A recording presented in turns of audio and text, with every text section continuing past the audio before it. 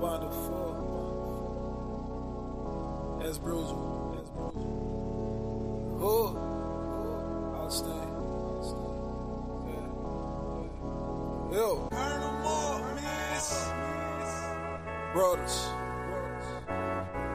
Yeah, they coast. Yeah. Well. Yeah, you know we ain't gon' fold under pressure, man. Wanna be perfect, shit 13th, that's me. We keep it righteous, stack the codes on the devil's head. Don't do the world, it's the tough, what we do instead. I'm a Yahuwah fanatic. Shout out to all the Yahuwah fanatics. I'm a Yahuwah fanatic.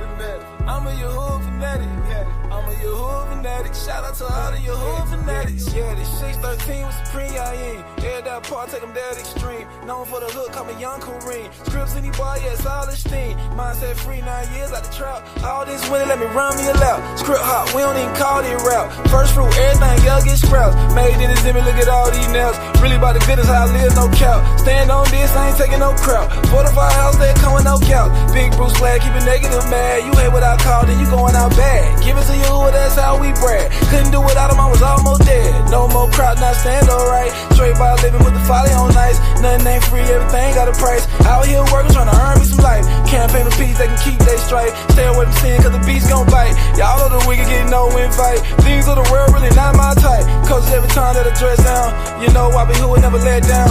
Careful with the way, boy, you might drown. We ain't with the argument, pipe down. Love in the air, really right now. Clean with the tool, that's a wipe down. You know this brew ain't the average. Whatever it is, I'ma manage. Yeah, you know we ain't gon' fold under pressure, man. Wanna be perfect, shit 13th, that's a thing. We keep it righteous, stack the codes on the devil's head. Don't do the world, it's the tough, what we do instead. I'm a Yahuwah fanatic. Shout out to all the Yahuwah fanatics. I'm a Yahuwah fanatic. Shout out to all the Yahuwah fanatics. Shout out to all the Yahuwah fanatics. Shout out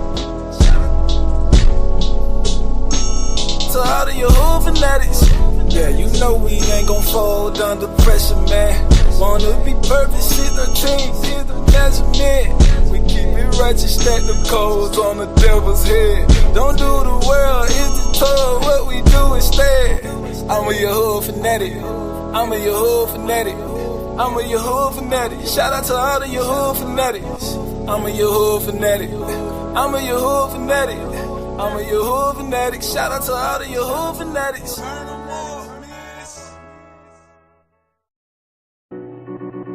Yeah, for real. Mind coach. I'm on my 613. Yeah. Woo. No way. He ain't even gotta guess. Yeah, that way. Yeah, who hit the bed? No way. Yeah, he ain't gotta guess. Yeah, that way. Yeah, who hit the bed? Yeah, yeah, who hit the bed? Yeah,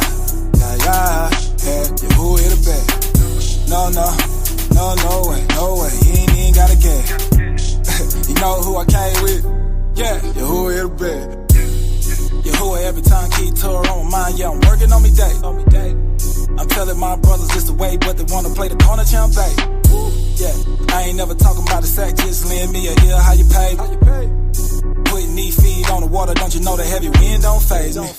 Huff and puff all you want.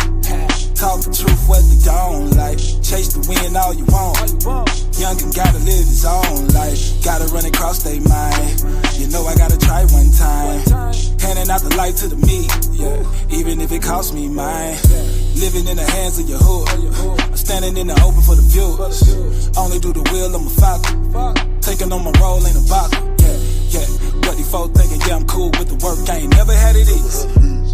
I'm trusting in Yahuwah with my all, because I know that he will never leave. Been involved with the worst. I thank the Father for the mercy. 9 days is the worst. I'm never hungry, never thirsty. Tour got me feeling like a winner. Bread, meat, that's for dinner. Quiet when I shoot like a film. Parables to a sinner. No way, no way, no way. He ain't even gotta guess. Yeah, that way. Yahuwah hit the bed. No way, yeah, he ain't gotta guess. Yeah, that way. Yahuwah hit the bed. Yeah, Yahuwah hit the bed. Yeah, Yahuwah hit the bed. No way, he ain't even gotta guess. You know who I came with? Yahuwah hit the bed. Yeah, Yahuwah hit the bed. Yeah, Yahuwah hit the bed. No way, he ain't even gotta guess. You know who I came with? Yahuwah hit the bed. Yeah.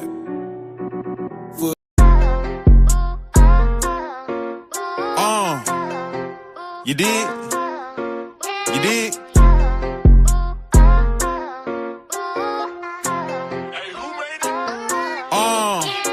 Purchased that. Bought her a Bible, not a Birkin bag. Shawty asked me to go where, man, where them churches at? Jezebel, she got that spirit, I ain't flirting back. Once God bring you out that way, you won't double back. Shawty asked me what I bang, I told Shawty that I'm a Jesus disciple.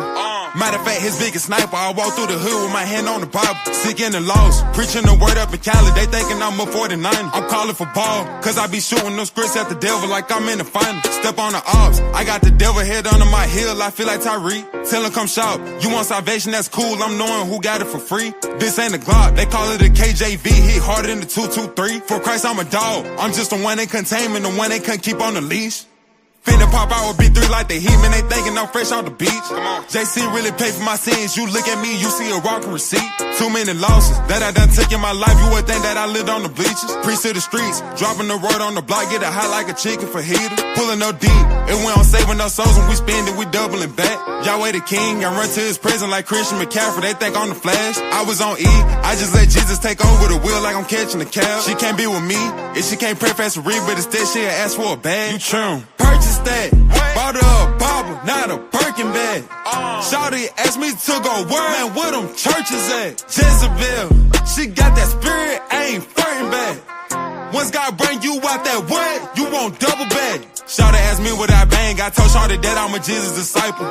Matter of fact, his biggest sniper, I walk through the hood with my hand on the Bible. Sick in the lost, preaching the word up in Cali, they thinking I'm a 49. I'm calling for ball, cause I be shooting those scripts at the devil like I'm in the finals.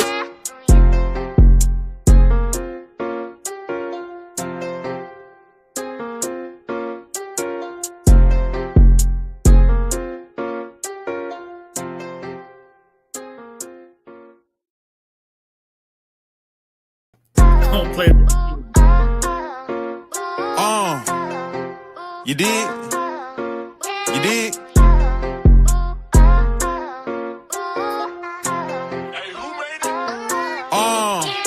Purchased that, bought her a Bible, not a Birkin bag. Shawty asked me to go where, man, where them churches at? Jezebel, she got that spirit, I ain't flirting back. Once God bring you out that way, you won't double back. Shawty asked me what I bang, I told Shawty that I'm a Jesus disciple. Matter of fact, his biggest sniper, I walk through the hood with my hand on the Bible. Sick in the lost, preaching the word up in Cali, they thinking I'm a 49. I'm calling for ball, cause I be shooting those scripts at the devil like I'm in the final. Step on the ops, I got the devil head under my heel, I feel like Tyreek. Tell him come shop, you want salvation, that's cool, I'm knowing who got it for free. This ain't a Glock, they call it a KJV, hit harder than the 223. For Christ, I'm a dog, I'm just the one they containment, the one they couldn't keep on the leash. Finna pop out with B3 like the heat, man, they thinking I'm fresh off the beach. JC really paid for my sins, you look at me, you see a walking receipt. Too many losses that I done took in my life, you would think that I lived on the bleachers. Priest to the streets, dropping the word on the block, get it hot like a chicken fajita. Pulling no deep, and we don't saving no souls, when we spend it, we doubling back. Yahweh the King, I run to his prison like Christian McCaffrey, they think I'm the Flash. I was on E, I just let Jesus take over the wheel like I'm catching the cab. She can't be with me, if she can't pray fast to read, but instead she'll ask for a bag. You trim. purchased that. Bought her a Bible, not a Birkin bag. Shawty asked me to go where, man, where them churches at? Jezebel, she got that spirit, I ain't flirting back. Once God bring you out that what, you won't double back. Shawty asked me what I bang, I told Shawty that I'm a Jesus disciple. Matter of fact, his biggest sniper, I walk through the hood with my hand on the Bible. Sick in the lost, preaching the word up in Cali, they thinking I'm a 49. I'm calling for ball, cause I be shooting them scripts at the devil like I'm in the finals.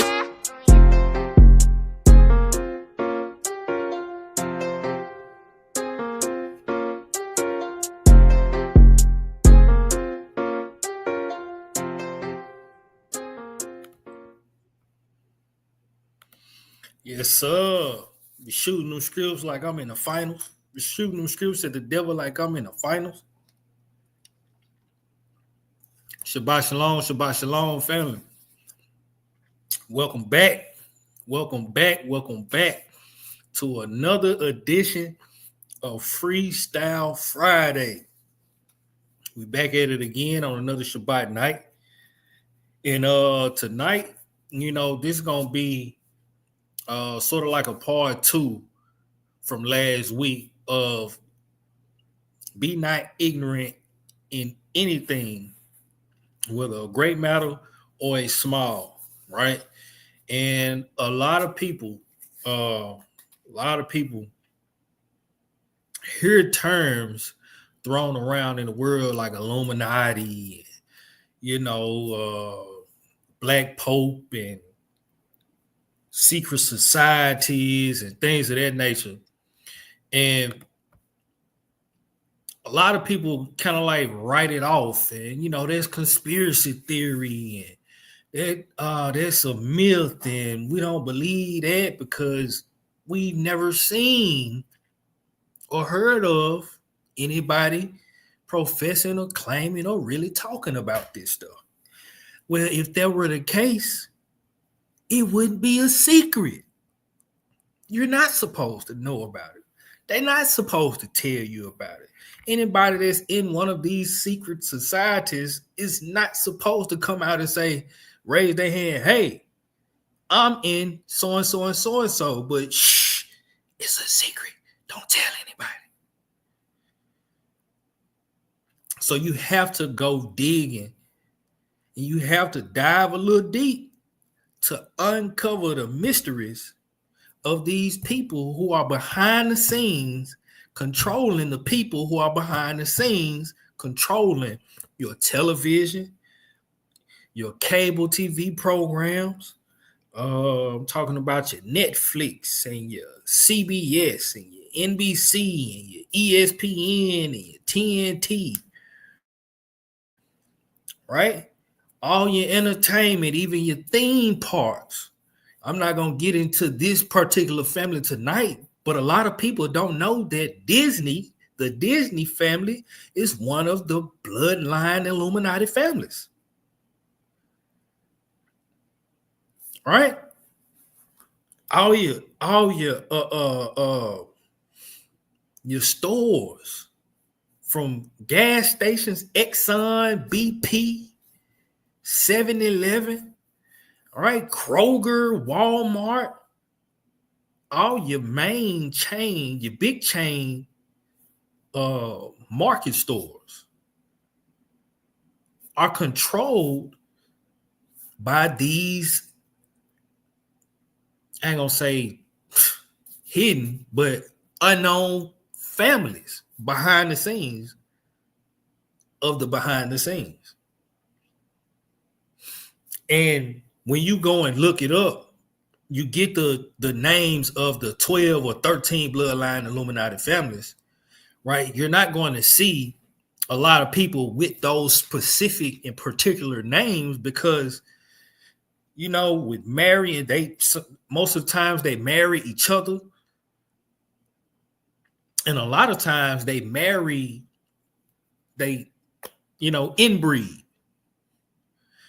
And their names change throughout the generations. You might have somebody that's a Bundy, or that started off as a Bundy, will end up as a Brown or Taylor or something like that. Right? So don't get it twisted. We even see in our, I ain't gonna say our, but in this nation right here, right? The supremacists, the white supremacists who called themselves the Ku Klux Klan back in the day, they were the men of power. In those days, in the days of slavery, right? They were the men who were the judges, the dentists, the lawyers, the store owners, your foremen, your plumbers, your welders, your train conductors, your pilots, right? Your engineers. They were all of that. And guess what?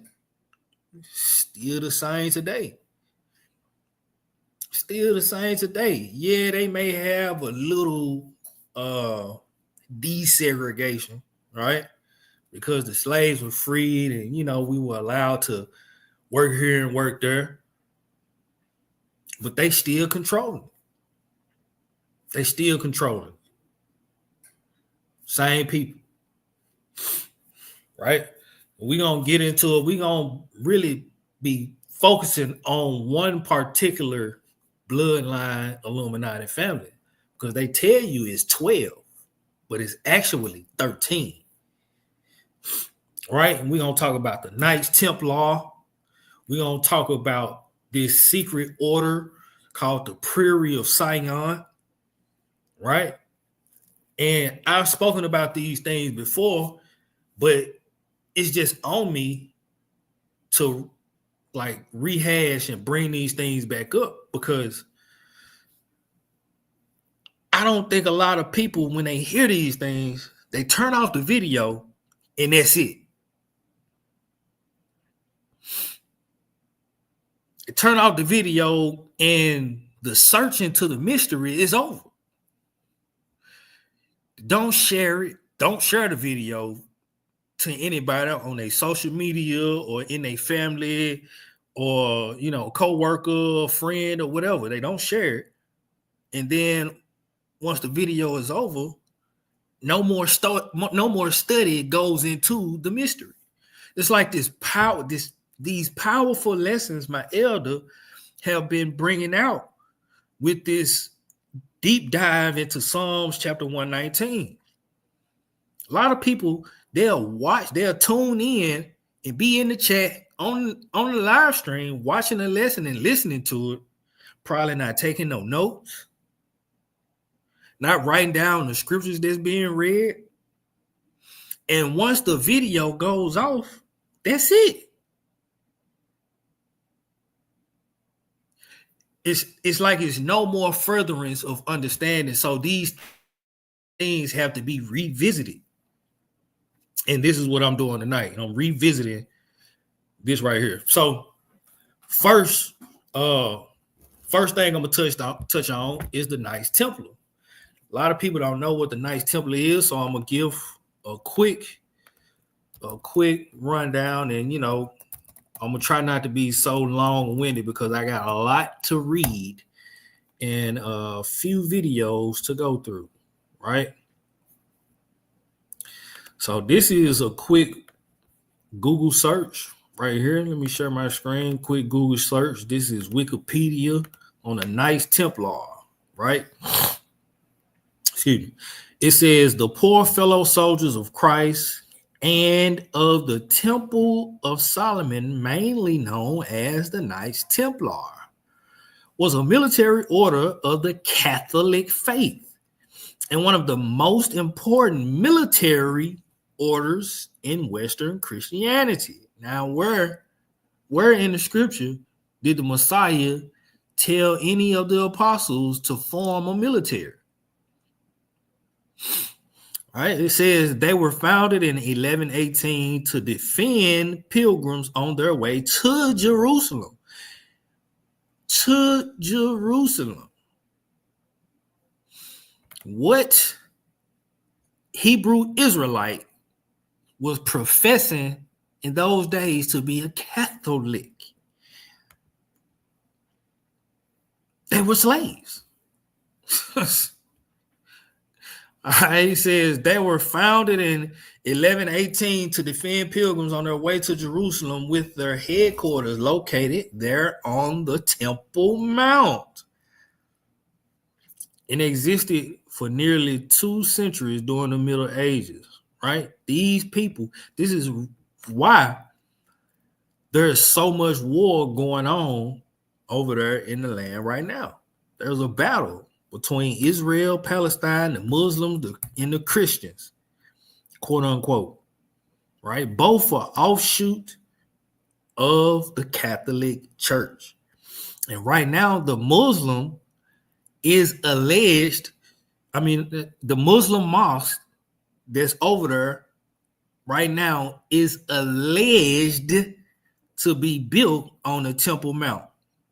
And the war that they're waging is not for an imaginary line, right? Because Palestine is really Israel and yada, yada, yada, and blah, blah, blah. Whatever the lies that they tell you they're fighting over on TV and in the newspaper and on news channels, it's not what they're really fighting over control of the Temple Mount. Because the people over there know, right? The imposters over there know. I'm gonna call them imposter lights, right? Because they're not Israelites, they're imposter lights, right? They know that if they tear down the mosque right now, as it is, with that borderline being in Palestine, in the declaration, in the agreements that they have in order for that mosque to be where it is on the Temple Mount, there will be all-out war. There will be a Muslim and Judaism war. All out. So guess what? They have to fight it out. And guess what? This fight is not going to end. It's not going to end in a simple peace treaty. They're going to fight it out until other countries and other nations get involved. Right? Until the Most High. Let me read this. I don't know what's going on. I don't know what's going on with my Blue Letter Bible. It just will not pull up for whatever reason. Let me try it again. All praise to the Most High. All praise to the Most High. Here we go. Let me blow this up a little bit. All right, Ezekiel chapter 38. Where you at? Sure it is. Ezekiel 38. All right, Ezekiel 38 and verse 1. And it reads, and the word of the Most High came unto me, saying, Son of man, set thy face against Gog, the land of Magog, the chief prince of Meshech and Tubal, and prophesy against him, and say, Thus saith the Most High Yah, behold, I am against thee, O Gog, the chief prince of Meshech and Tubal, and I will turn thee back and put hooks into thy jaws and bring thee forth, and all thine army, horses and horsemen, all of them clothed with all sorts of armor, even a great company with bucklers and shields, all of them handling swords, Persia, Ethiopia, and Libya with them. All of them with shield and helmet. All of them with shield. They got bucklers. They got shields. They got swords. They ride horses. It's an army. They got helmets, right? This sounds like somebody's being prepared for war, right? It says Gomer and all his bands, the house of Togarmah of the north quarters, and all his bands, and many people with thee. Be thou prepared, and prepare thou thyself, thou and all thy company that are assembled unto thee, and be thou a guard unto them. After many days, thou shalt be visited in the latter years. What? This sound like the last days. In the latter years, thou shalt come into the land that is brought back from the sword, the land that is brought back from the sword and is gathered out of many people. It's a lot of people over there that's not the people that are supposed to be in that land whom it was promised to, right? Against the mountains of Israel, which have been always waste. That's a whole nother topic. Right? Which have always been waste, but it is brought forth out of the nations, and they shall dwell safely, all of them. Israel gonna dwell safely in these days, in the land, in the latter years, right? But there are nations that's going to be risen up to come against Israel, who is dwelling safely, that has been brought back from the sword.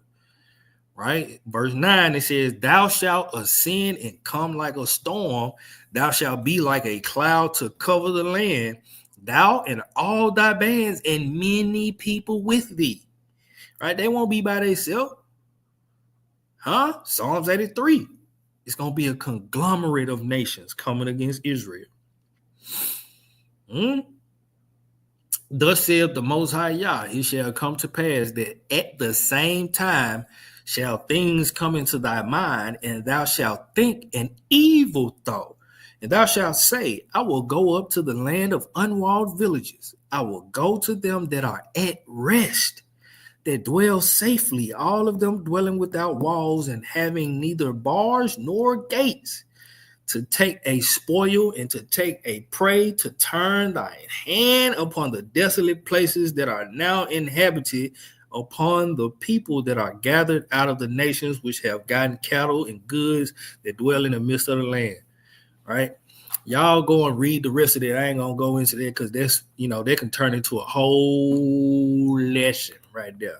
Right? Y'all go and read that. But the sum of the matter is, right, there's gonna be a false sense of peace, but it's not really gonna be peace between Israel and Palestine. That false sense of peace is going to come from the Antichrist.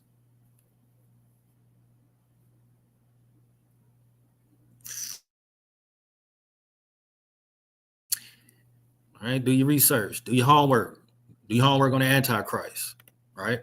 It says, back on the Knights Templar, it says, officially endorsed by the Catholic Church by such decrees as the Papal Bull Omne Datum Optimum of Pope Innocent. It ain't nothing innocent about this Pope. Pope Innocent II, the Templars became a favorite charity throughout Christendom and grew rapidly in membership and power. The Templar Knights, in their distinctive white mantles with a red cross, were among the most skilled fighting units of the Crusades. Right? They were prominent in Christian finance, non-combatant members of the order who made up as much as 90% of their members, managed a large economic infrastructure throughout Christendom. They developed innovative financial techniques that were an early form of banking.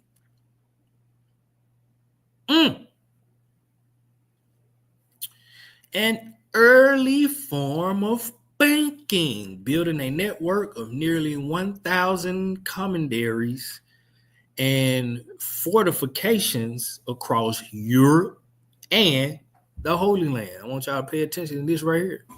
It's right here, right? It's Red Cross. This Red Cross. Let me show y'all something real quick. What does Roth, how you spell it? Rothschild mean in German? Bam! Red Shield or Red Cross. Let y'all know. And if you don't know, The Rothschilds own all the world banks. All right. Now that we know a little bit about the Knights Templars, let's go learn a little more about the Knights Templars. All right. Let's watch this 39-minute video. Y'all got time, right? We got time. Y'all probably sleep anyway. But pay attention. You watch the rebroadcast, pay attention. If you're watching now and you up, you can pay attention. You ain't sleepy. Listen up. Welcome to the Midnight Archives, where the secrets of the past come to life in the shadows of the night. Here, there are no limits to what has been forgotten or what is hidden in plain sight. In each episode, we will reveal what history has tried to bury, one story at a time. Prepare to travel back to a time when conspiracies were the...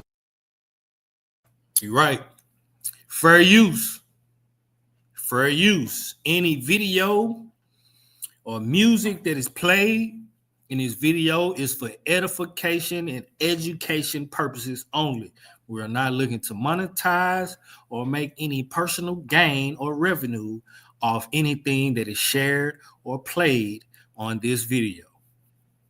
Fair use. The shadows and truths were darker than you ever imagined. Press play and enter the world of the Midnight Archives.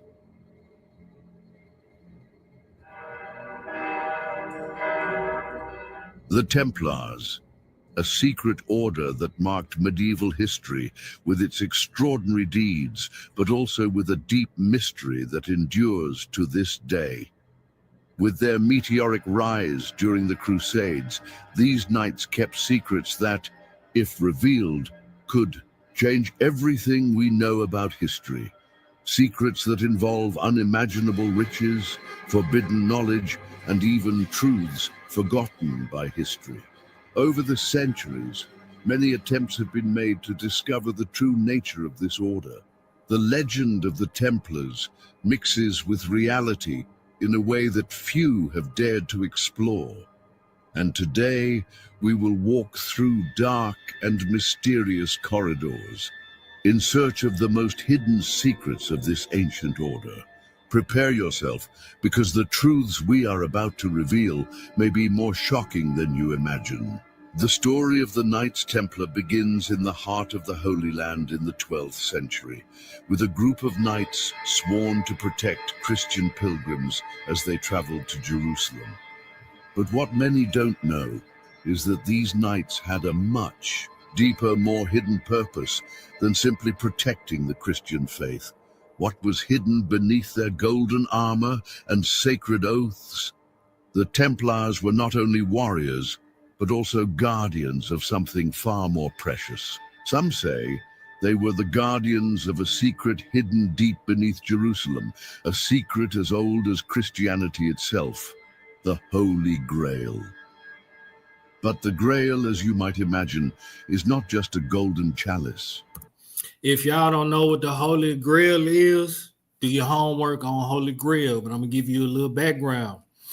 It's alleged to be the cup that the Messiah poured the wine in and blessed it and gave his disciples and told them to drink, for it was his blood of the new covenant. All right. That's what the Holy Grail is alleged to be. The cup that the disciples drank the blood of the new covenant from. The cup that he blessed. Right? And wish he really didn't bless the cup. He blessed what was in the cup. That's a whole nother story, right? Do your homework on the Holy Grail. Right? And y'all also go and look up this book. It's a book called Holy Blood, Holy Grail, and goes into all of this stuff that I'm about to go into tonight.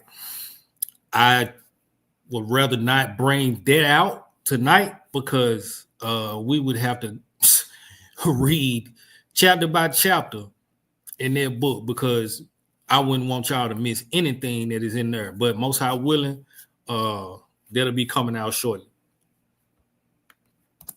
The true Grail, according to some theories, is a hidden knowledge, a wisdom that was lost millennia ago, and that the Templars protected with their lives.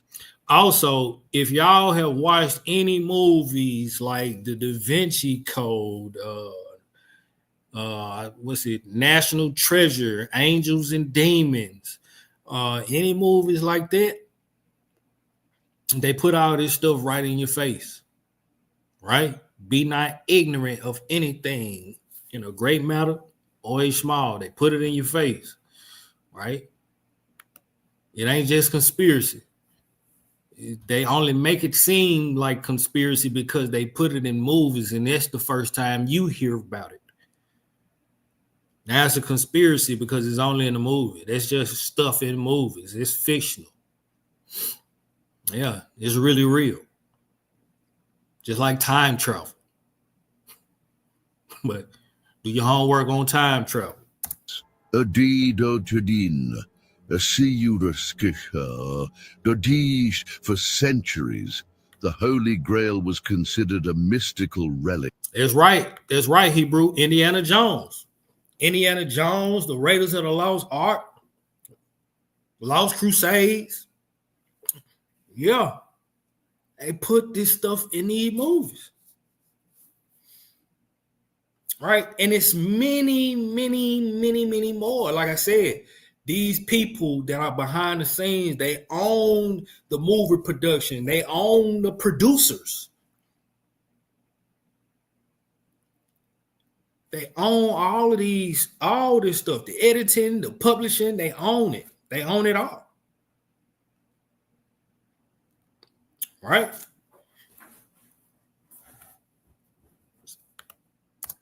Steeped in legend and myth. But what if the true Grail was not a golden cup, but something far more powerful?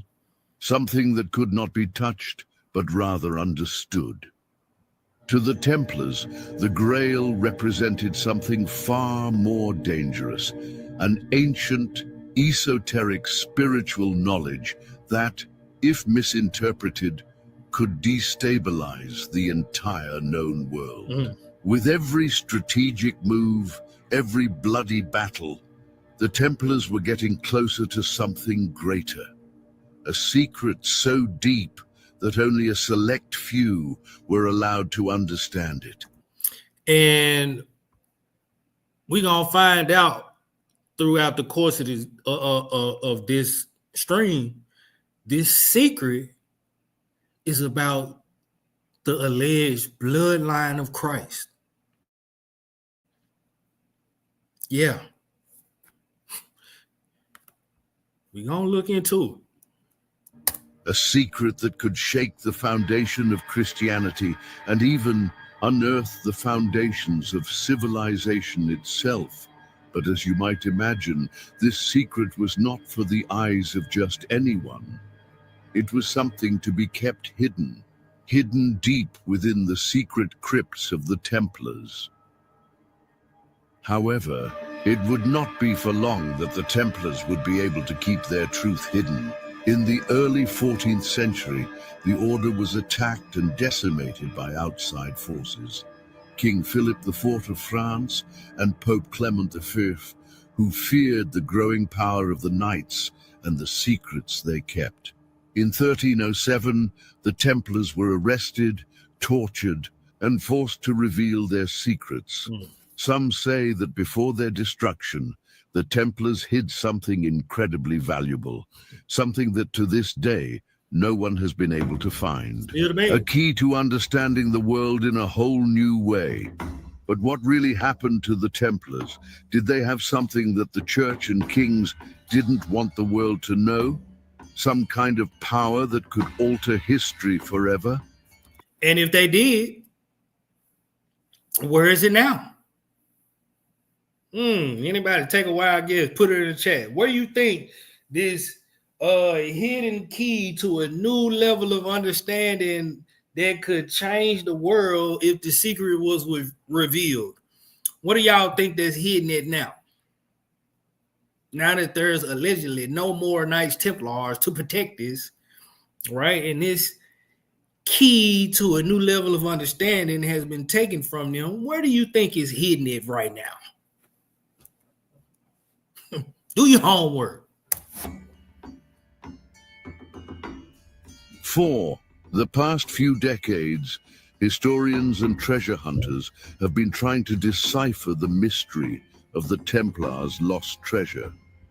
Priceless relics, ancient scriptures, mysterious objects. Many believe that everything was hidden somewhere in the world, waiting to be found.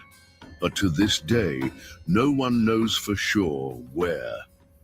What if the real treasure was not gold or precious stones, but something even more precious? Hidden knowledge that could change our understanding of history, religion, science, and spirituality.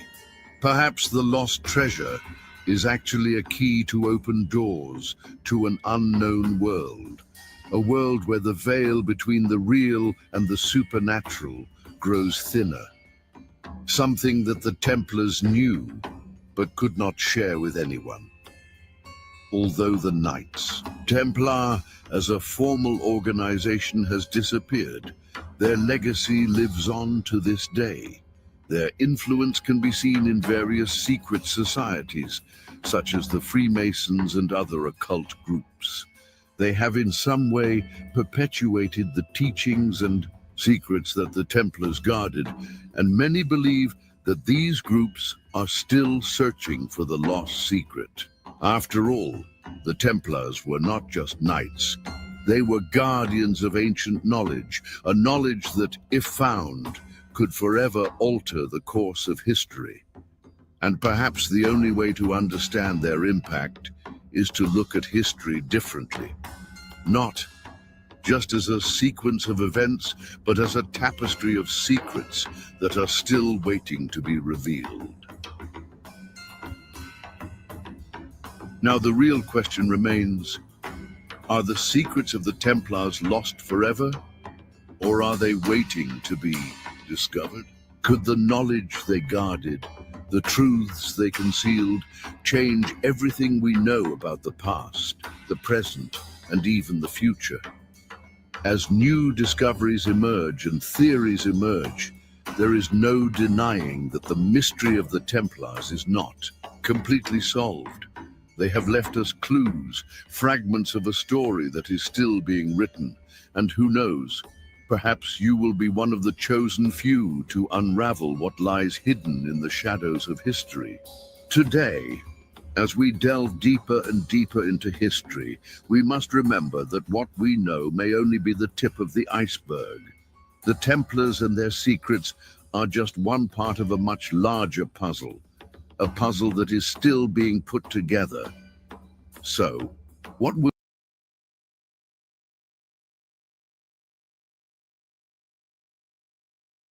Mike Mutant. We're going to try to put together more pieces of that puzzle tonight. As many pieces as we can. If not the whole puzzle. Because we're not ignorant of Satan's devices. All right, let's go. will you do with the knowledge we have today? Continue the search for answers, or leave the secrets buried where they belong? The choice is yours. But remember, sometimes the real power lies in knowing when to stop and when to continue the search. The mystery of the Templars is only the beginning.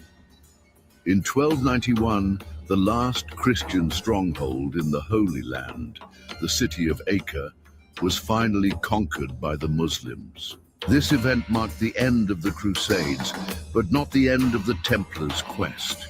Many believe that after the fall of Acre, the true mission of the Knights began. The Templars, with their vast resources and knowledge, were forced to retreat to safer locations where they continued their activities in secret. It is said that before their fall, the Knights already possessed what many call the final secret.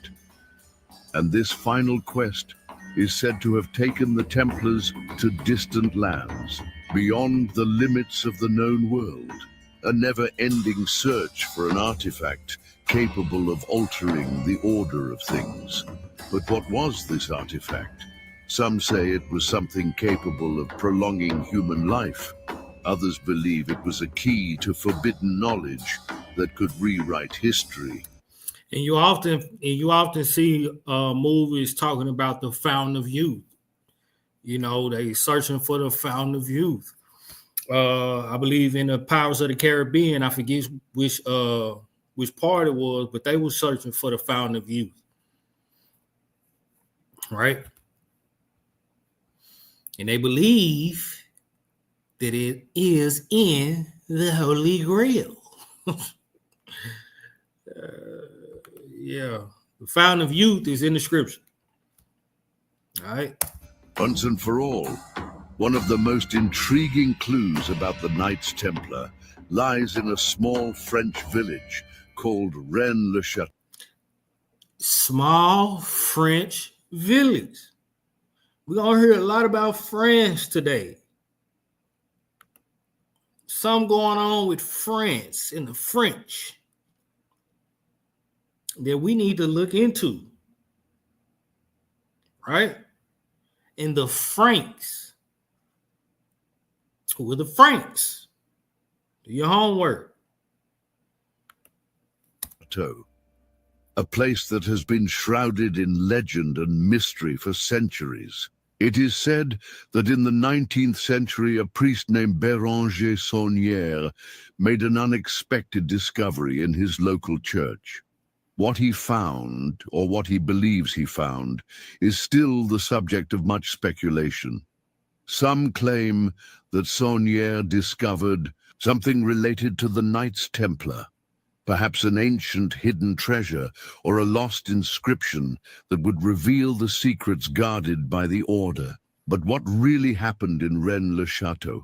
What did Saunière really discover? Were the Knights Templar really responsible for hiding humanity's greatest secrets?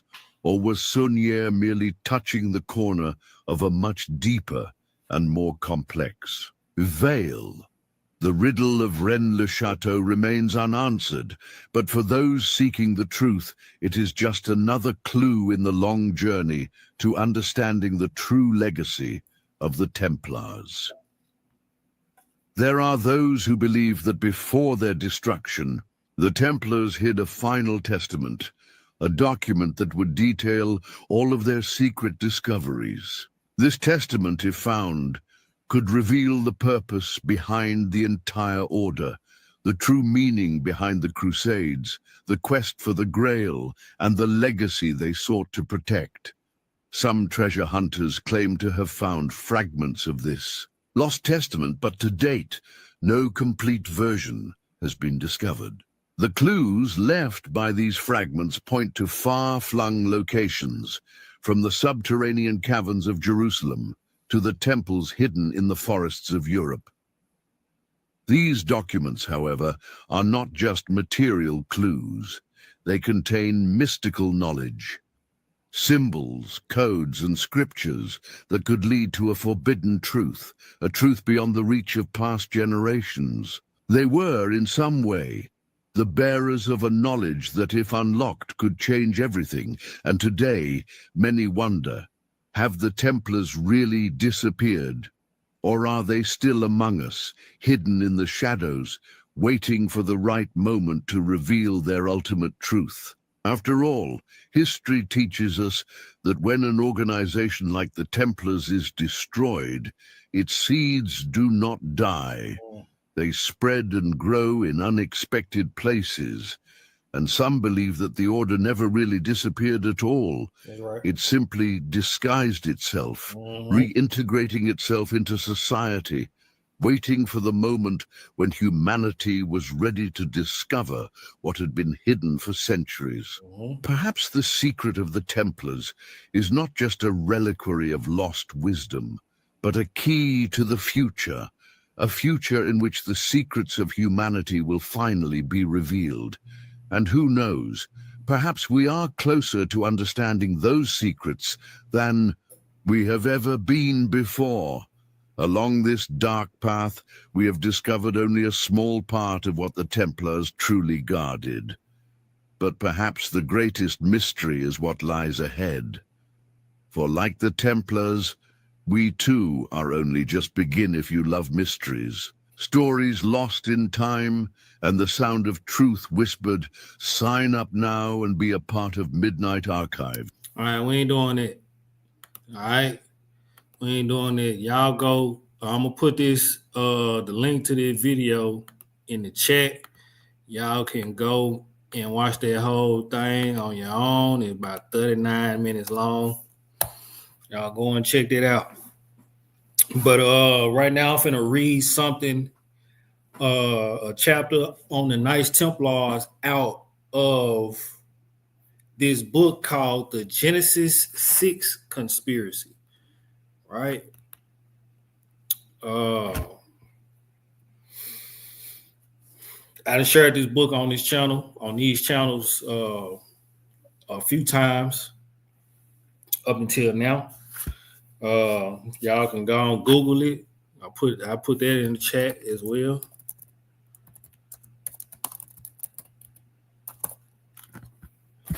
It was by Gary Wayne.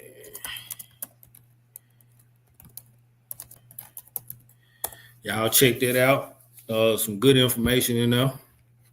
You know, and it's really going into the seed of the fallen angels, in which, you know, the Knights Templar fall into that. Right? The offspring of the fallen angels, not the literal offspring, but the spiritual offspring of the fallen angels. All right? So let's get into that. I'm going to read that. It's chapter 56 on page 405 of the book. But before that, I'm going to read this scripture, 2nd Thessalonians chapter 2, which is at the header of this book, 2nd Thessalonians chapter 2, verses 9 through 12, and it reads, even him whose coming is after the working of Satan with all power and signs and lying wonders, and with all deceivableness of unrighteousness in them that perish, because they received not the love of the truth, that they might be saved.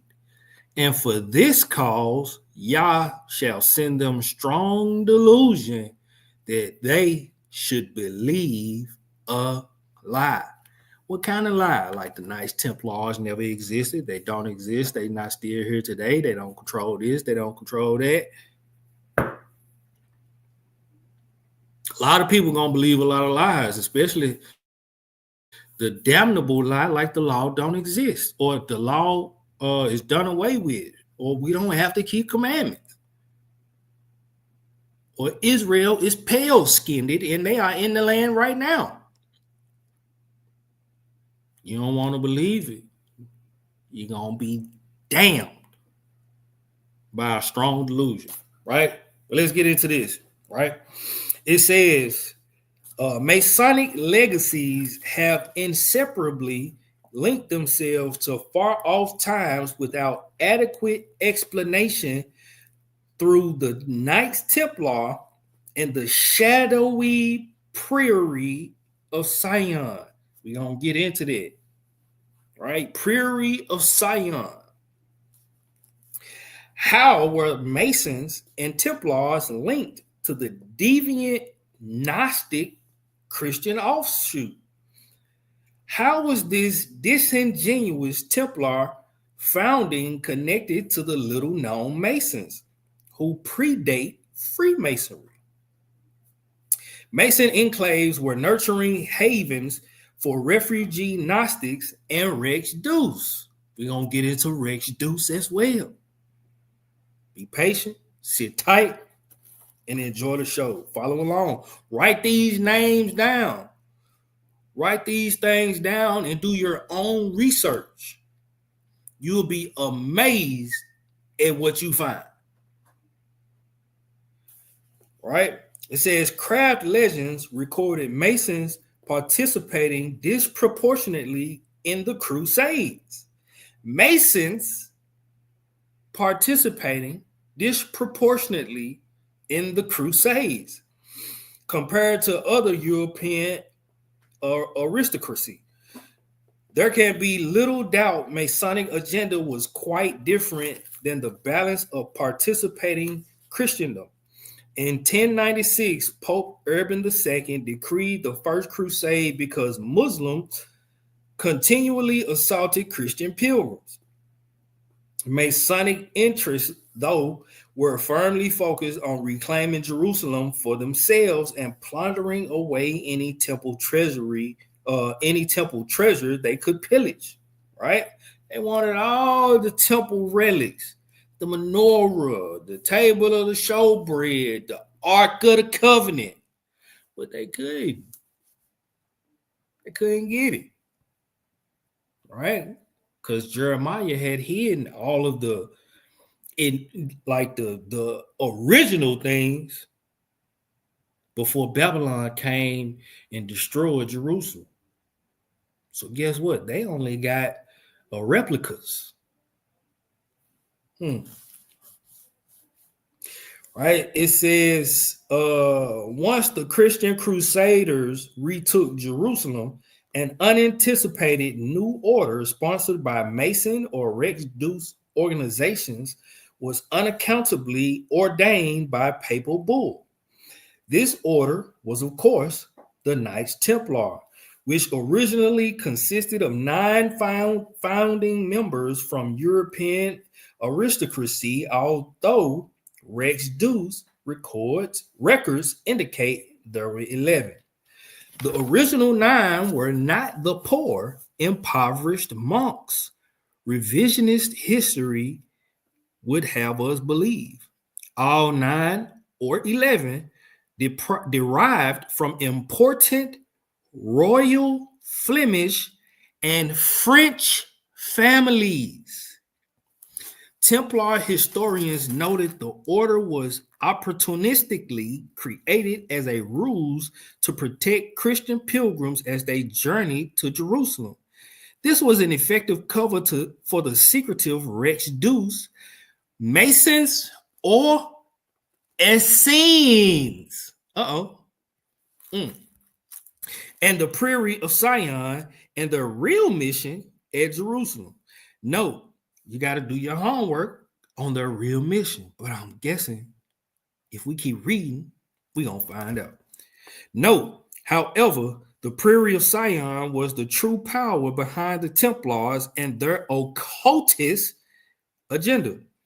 Rome had already charged another order, the Knights of St. John, with the responsibility for the protection of pilgrims. Thus, the Templar order was cloaked under the guise of protecting pilgrims, allowing them to excavate without oversight for secret documents and knowledge hidden beneath the temple ruins. With all this in mind, then, we are compelled to query, who is this mysterious Masonic Order of Sion or Prairie of Sion? What was their true agenda for creating the Knights Templar? In 1975, a Paris bibliothèque, I don't know this word. I'm finna look it up and see what it means. Y'all gonna look it up with me. Hold on. Here. Bam. Let's go here. B-I-B. Hey, where I'm at. L-I-O-T-H-E-Q-U-E.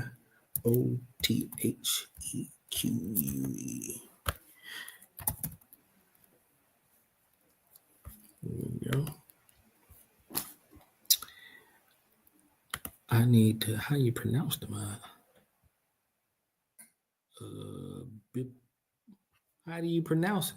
Pronunciation. Let me get that first. There you go.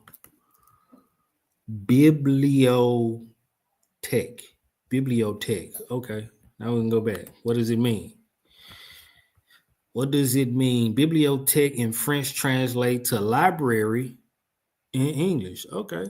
It refers to a place where books, periodicals, and other materials are stored for reading and borrowing. It can also refer to a bookcase or shelf unit for storing books.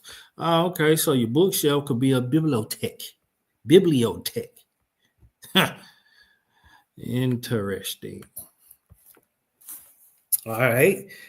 Right here, back to it. It says in 1975 at Paris's Bibliothèque Nationale, parchments were discovered that became notorious in the Les Dossiers Secrets that identified numerous numbers of an ultra secret brotherhood, the Prairie of Sion. And if you have seen the Da Vinci Code at the end of the movie, they refer to this order that is being spoken of right here, Prairie of Sion. All right. In the next video, we're going to get into that. It says the Prairie of Sion, according to Stephen Sora, is a secret organization existing today that is over 1,000 years old.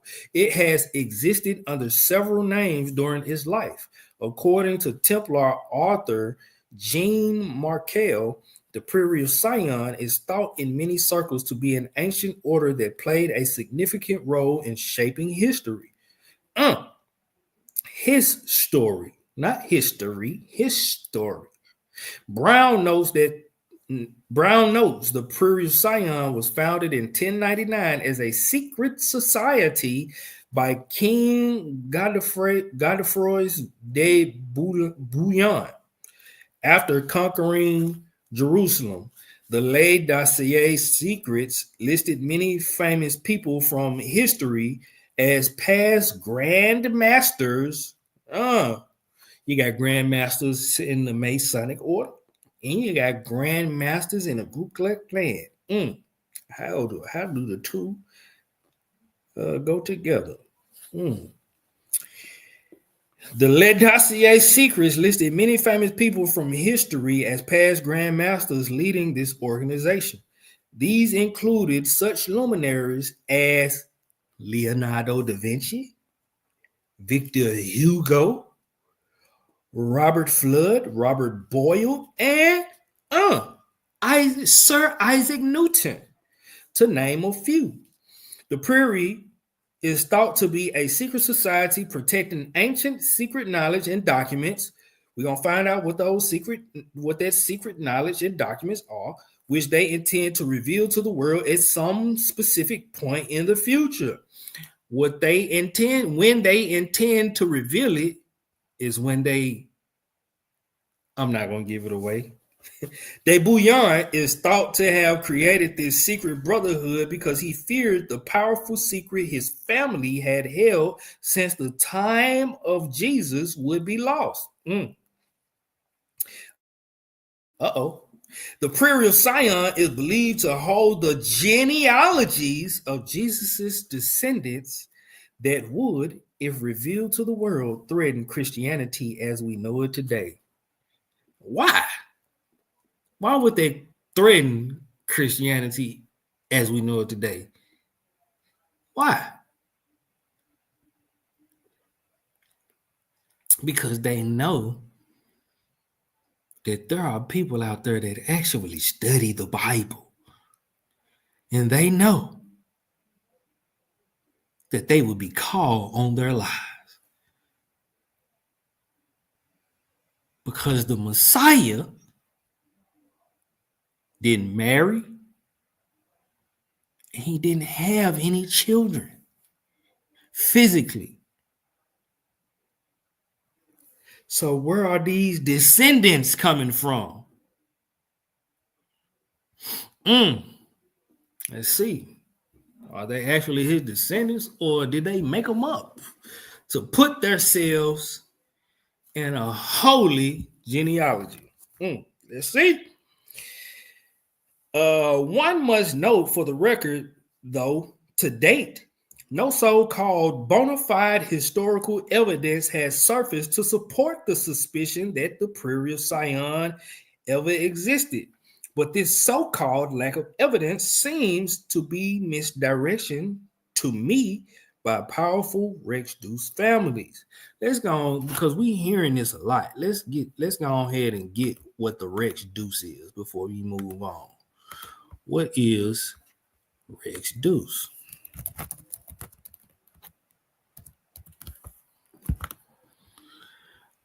Rex Deuce. Let's go here. Right. Oh, Cult World. All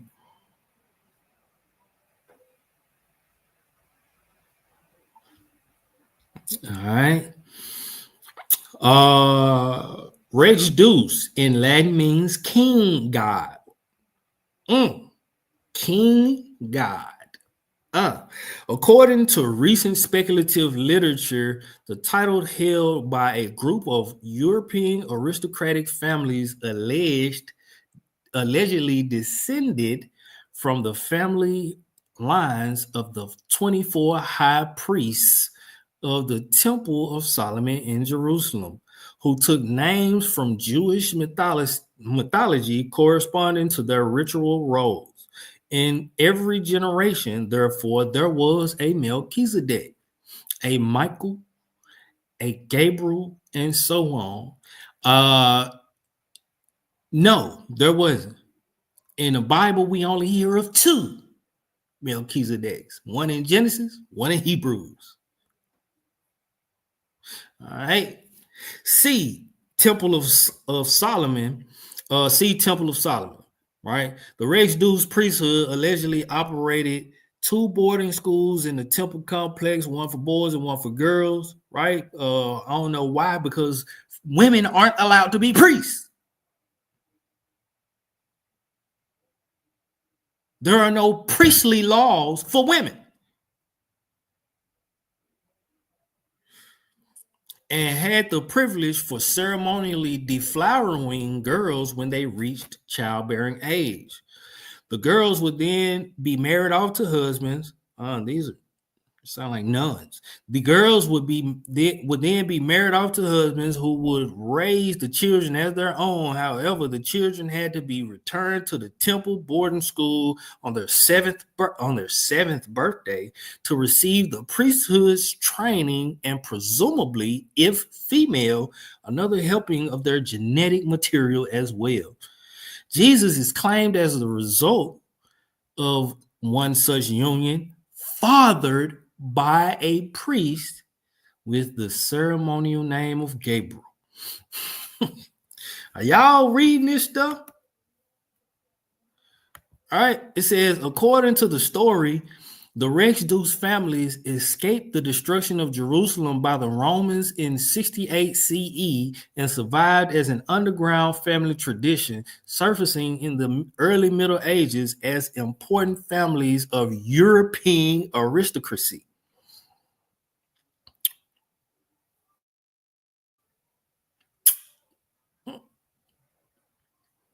I didn't know Israelites were European. I thought they were Hebrews. How a group of Jewish families achieved this feat at a time when other Jews were confined to ghettos and subject to harsh persecution is not clear. Several founders of the Knights Templar were alleged members of Rex Deuce families. And the same families played a crucial role in the origins of the Freemasons and a variety of other currently popular historical events.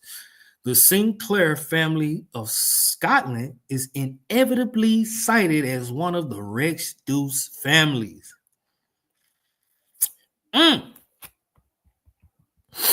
The extensive surviving documentation of the ancient Jewish priesthood, ranging from the Old Testament to the writings of the Roman historian Josephus, contains no trace of the supposed Rex Deuce tradition, or for that matter, of 24 high priests in the temple.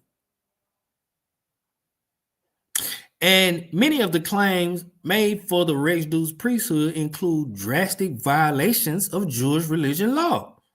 The evidence for the existence of the Rex Deuce families, on the other hand, consist of unsupported claims made to the co-author of a book on the subject after a lecture on Rosslyn Chapel. This has not prevented the story from being repeated as fact in a number of other books on the subject of Christian origins. See also, y'all see that Christian origins, Jesus of Nazareth, Rosslyn Chapel, Freemasonry, Knights Templar, Sinclair family, right? We're going to get back to it, right? Throw a 7 in the chat if y'all understand, y'all following along, y'all get what I'm saying, and it's making sense to you. This stuff is deeper than what we see on the surface level. It's much more deeper, right? And not saying, right, please believe you me. I'm not here telling you tonight that any of this information that I share tonight is going to lead to your eternal salvation.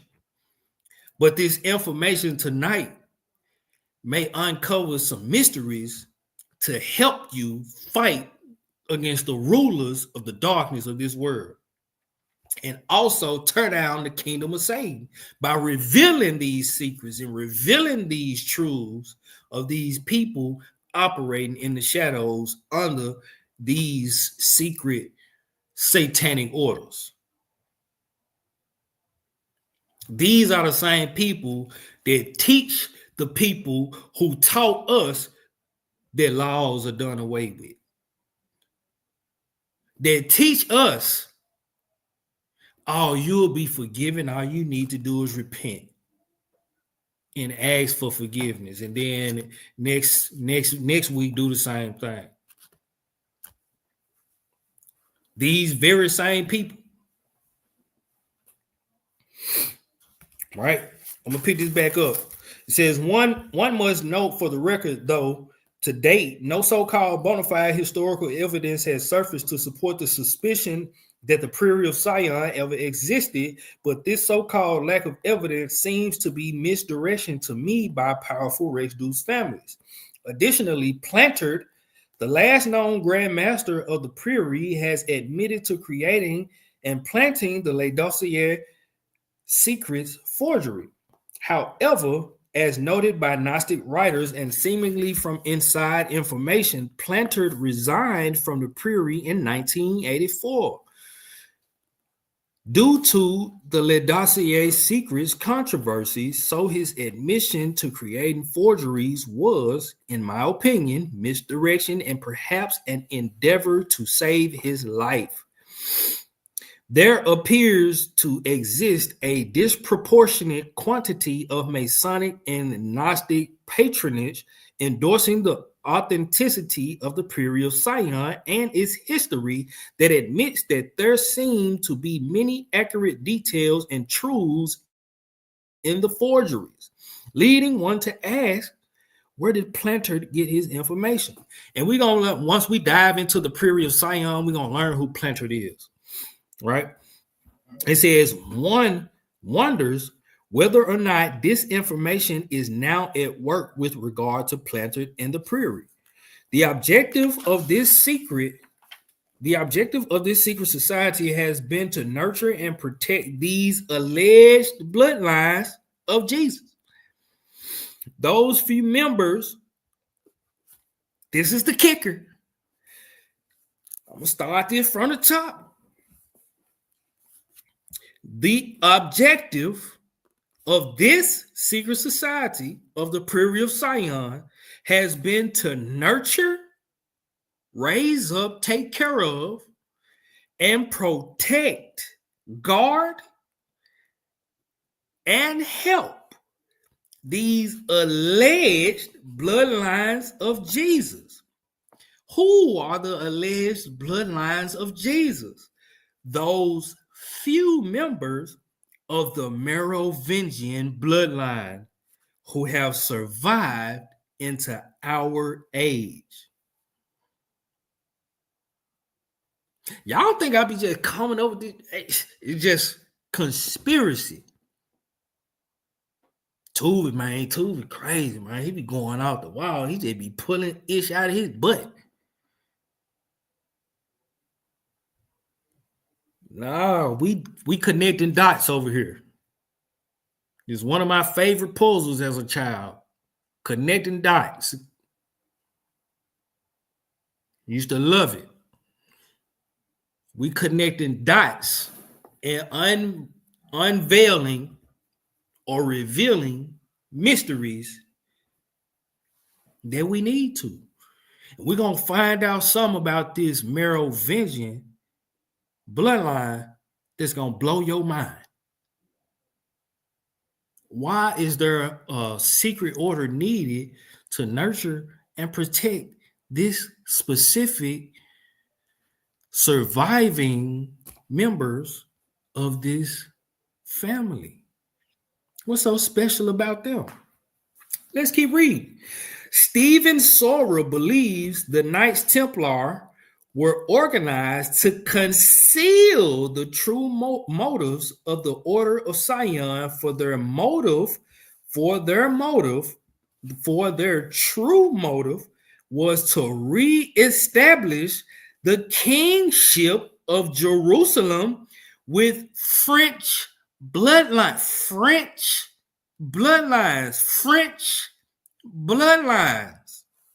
descending from Jesus and Mary Magdalene. What? You mean to tell me that's why she was the first one at the tomb? Because that was her husband? Man, get out of here. Get out of here.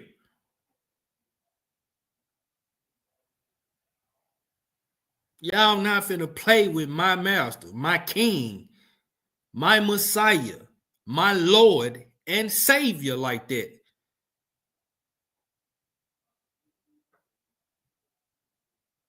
Stop the cap.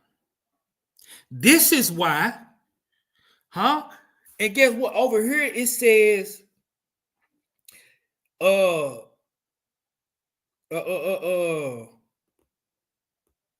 on. It said these Le Dossier secrets listed many famous people from history as past grandmasters leading this organization, leading the Privy of Sion, including such luminaries as Leonardo da Vinci. Wait a minute.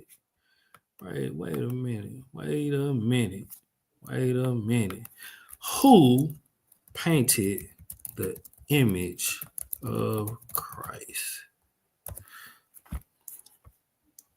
Blow your mind. Blow your mind. Blow your mind. What's that first name right there? The image of Jesus has been painted by many artists throughout history, including Leonardo da Vinci. One of the most well-known paintings of Jesus is Leonardo da Vinci's The Last Supper. Let me see what Jesus looks like on his Last Supper. I'll blow that up real quick.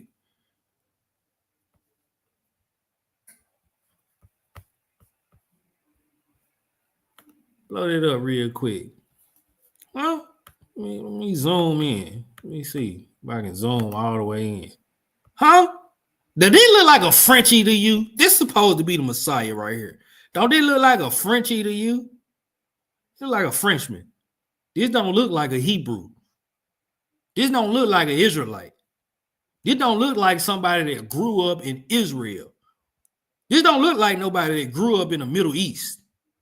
This don't look like nobody that's olive colored. This don't look like nobody that has feet as if they burned in a furnace. This don't look like nobody with woolly hair. This look like a Frenchie.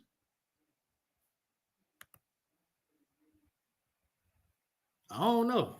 Maybe it's just me. Maybe my eyes are deceiving me. I don't know. Maybe I'm tripping. I might be tripping. I hope y'all got time because we gonna be here. We gonna be here. I ain't got nothing else to do. All my family is asleep. I ain't got nothing else to do. I ain't got nowhere to go tomorrow. I ain't got nothing else to do. So I hope y'all riding with me. Cause we in it for the long haul, baby. All right. All praise, glory, and honor to the Most High. Boy, I got the AC on and I'm sweating. Right? Where I'm at. I'm gonna start this over. It says there appears to exist a disproportionate quantity of Masonic and Gnostic patronage endorsing the authenticity of the Prairie of Zion and its history that make it difficult to discount its existence. No, this ain't where I was at.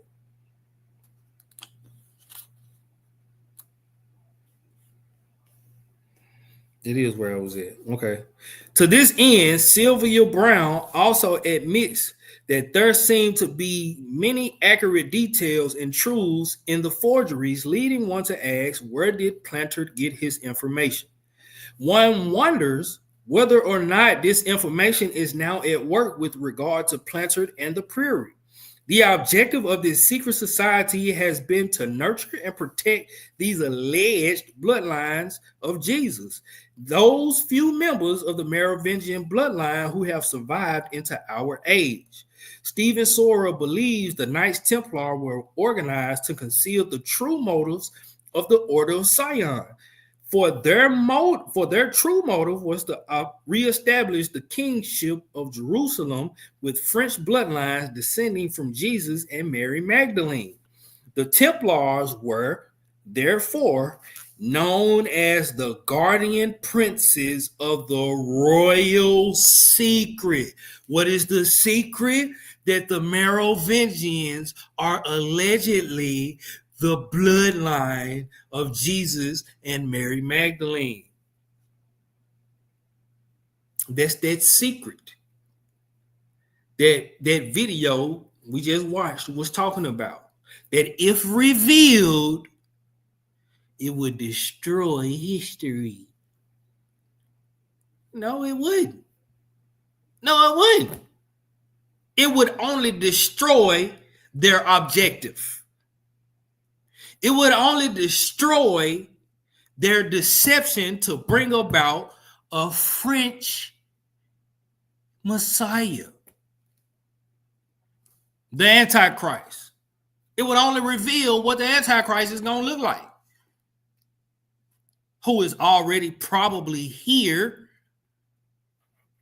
waiting behind the scenes patiently for prophecy to be fulfilled in the perfect time for him to be revealed. Coming to a theater near you. Pay attention. And stay girded, Israel. Get in your book. Stay in your book. And avoid these distractions. Not telling you not to live your life. Not telling you not to have fun. Not telling you not to enjoy the benefits of your labor. But don't be so distracted by the world and with the world that you don't see what's going on in the world.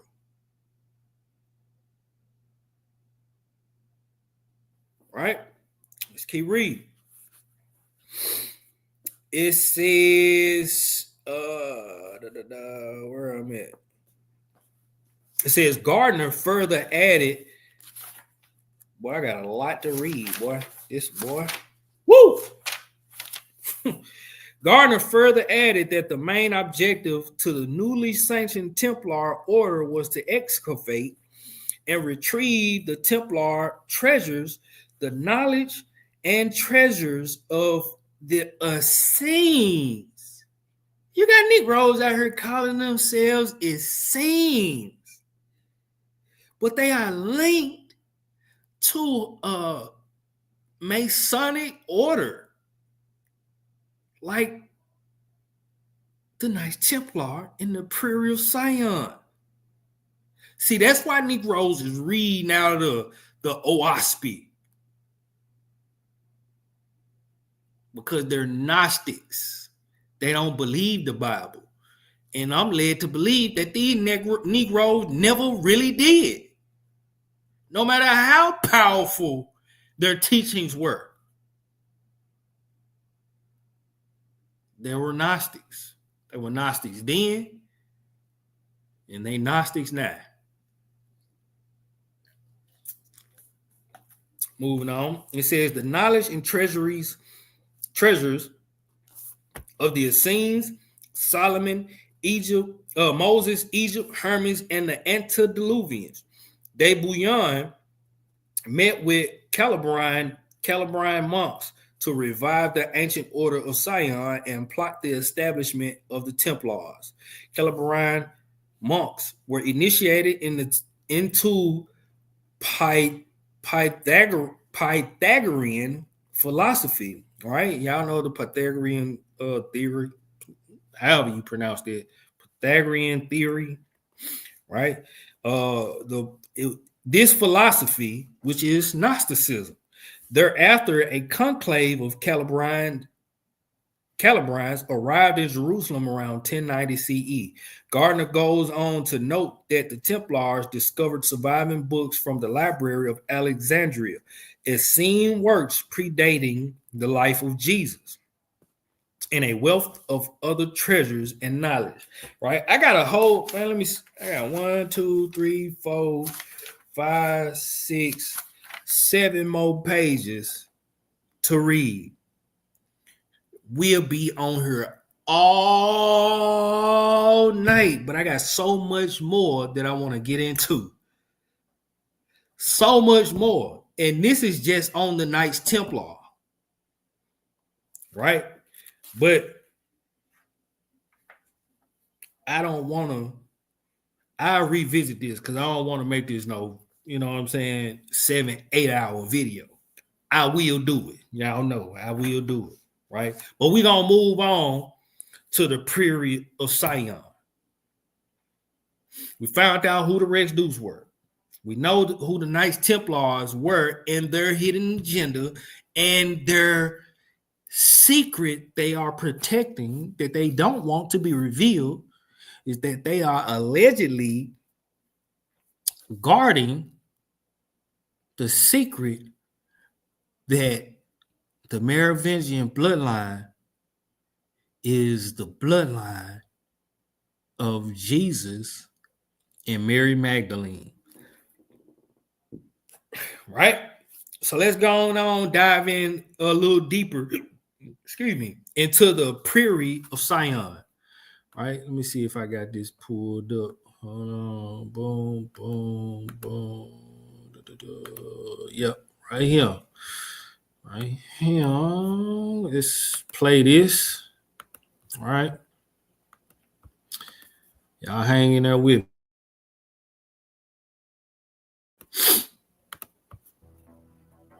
The Freemasons, Rosicrucians, Illuminati, orders known to mankind that probably still dictate some of the most important events in the world, standing in the shadows. Whether it's a mystery of their rituals, the intrigue of their secret activities, or the occult knowledge they carry over the centuries, these orders and brotherhoods continue to captivate our imagination with their mystery. Get to where they are today, the New World Order conspiracy and the fate of human civilization.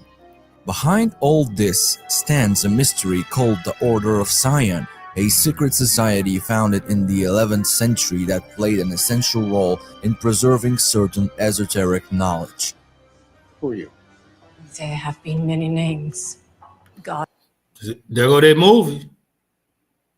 There go that movie. Guardians. The Priory of Sion. The hold on, the what? Guardians. Who are you? There have been many names. Guardians. The Priory of Sion. Many names. Guardians. The Priory of Sion. Huh? And that girl that he's with is alleged to be the last surviving family member of the Merovingian bloodline. She's the final member. I'm actually gonna go watch that movie. Actually gonna go watch that movie. They put this stuff right in your face. And we've been lulled to sleep for so long, they don't expect us to uncover or these mysteries to be revealed to us. But guess what, heathen? The Most High is pouring out his spirit in the earth today. And those hidden things are being revealed to his servants.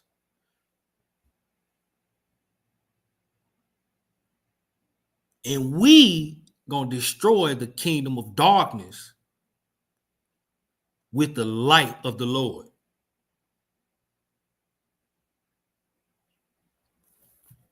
Oh, yeah, let's get back to it. The Order of Zion is believed to be dedicated to the mystical bloodline of Jesus and Mary Magdalene and the sacred teachings passed down to their descendants, and is credited with creating the Knights Templar. But did the Order of Zion really exist? How was it created? Were its members initiated into ancient secret knowledge, mysteries, and spiritual beliefs? We will try to find out together in the new episode of Secret Origins. Welcome. The Order of Zion is shrouded in mystery and not much is known about it. Because of the limited and conflicting information about it, its very existence has long been doubted, and the alleged activities it engaged in are often overlooked. This secret brotherhood gained attention and fame only a few decades ago, in 1982, after it was featured in several books and documentaries, including the book The Holy Blood and the Holy Grail by researcher. Mention that book. Y'all go check that out. Y'all see that right there. The Holy Blood and the Holy Grail. I guess it's by Michael Bajan, Richard Lee, and Henry Lincoln. Some excellent information. Excellent information into what's going on behind the scenes. Excellent. Right? Check it out. Add that to your studies. Michael Bajan and the Holy Blood is also referring to the Holy Blood is also referring to the blood of the Messiah, and the Holy Grail is referring to the cup or the chalice, the chalice that was used for the blood to be drunk out of, right? Where he told his disciple, "This is my blood, drink for the New Testament." Right. Allegedly. We don't know that. We don't know where this cup was, where it went, if it had been destroyed. We don't know. But they claim to have it. Or they claim to they probably do have it. Who knows? But they put it in movies that they've been looking for this Holy Grail, or they are on search for this Holy Grail in plenty of movies. Right? And this is what it's all about. Some of the matter is they trying to reveal or keep hidden what lineage or what bloodline the Antichrist is going to come through. But we're going to reveal that today. Da Vinci Code by Dan Brown, also known as the Priore di Sion. This old and highly influential order has been led by a series of Grand Masters, including such notables as Leonardo da Vinci, Victor Hugo, and Isaac Newton. The main source of information about the Order of Zion is a series of documents that were deposited in the National Library in Paris in the 1960s and which, taken together, are known as the secret dossiers. Most of the works included there relate to the Merovingian dynasty and revolve around the famous mystery of Rennes-le-Chateau. Rennes-le-Chateau is a small village in the south of France, in the Languedoc region, which became famous in 1885 when the priest Béranger Saunier discovered old scrolls in the local church that contained a valuable secret. And when you do your homework, on the Franks, you'll understand that this is one of the 10 horns mentioned in the book of Daniel, right? On the fourth beast. This is one of the 10 horns in the book of Daniel on the fourth beast, right? Where 3 of the horns were broken off, right? The 3 horns that were broken off were the Ostrogoths, the Heruli, and the Vandals. The Franks remained intact, and the Franks went on to be the rulers of France, and they became known as the French people. Do your homework on Franks. Saunier had discovered documents of a secret brotherhood called the Order of Zion, charged with the task of guarding the offspring of Jesus Christ. Perhaps these secret files would seem like fictional nonsense, but in fact the scale of the work to create them and the sources cited in them to support their claims lent credibility.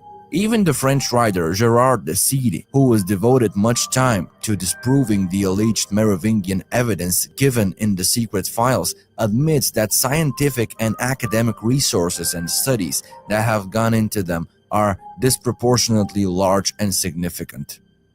According to the secret files, the Order of Zion was founded nearly 1,000 years ago during the Crusades and has existed without interruption ever since, led by some of the greatest names in history. The text claims that the Order of Zion was founded by God. And with these prominent men back then, being the grandmasters or leaders of said secret society, you can imagine the people who are heading it now.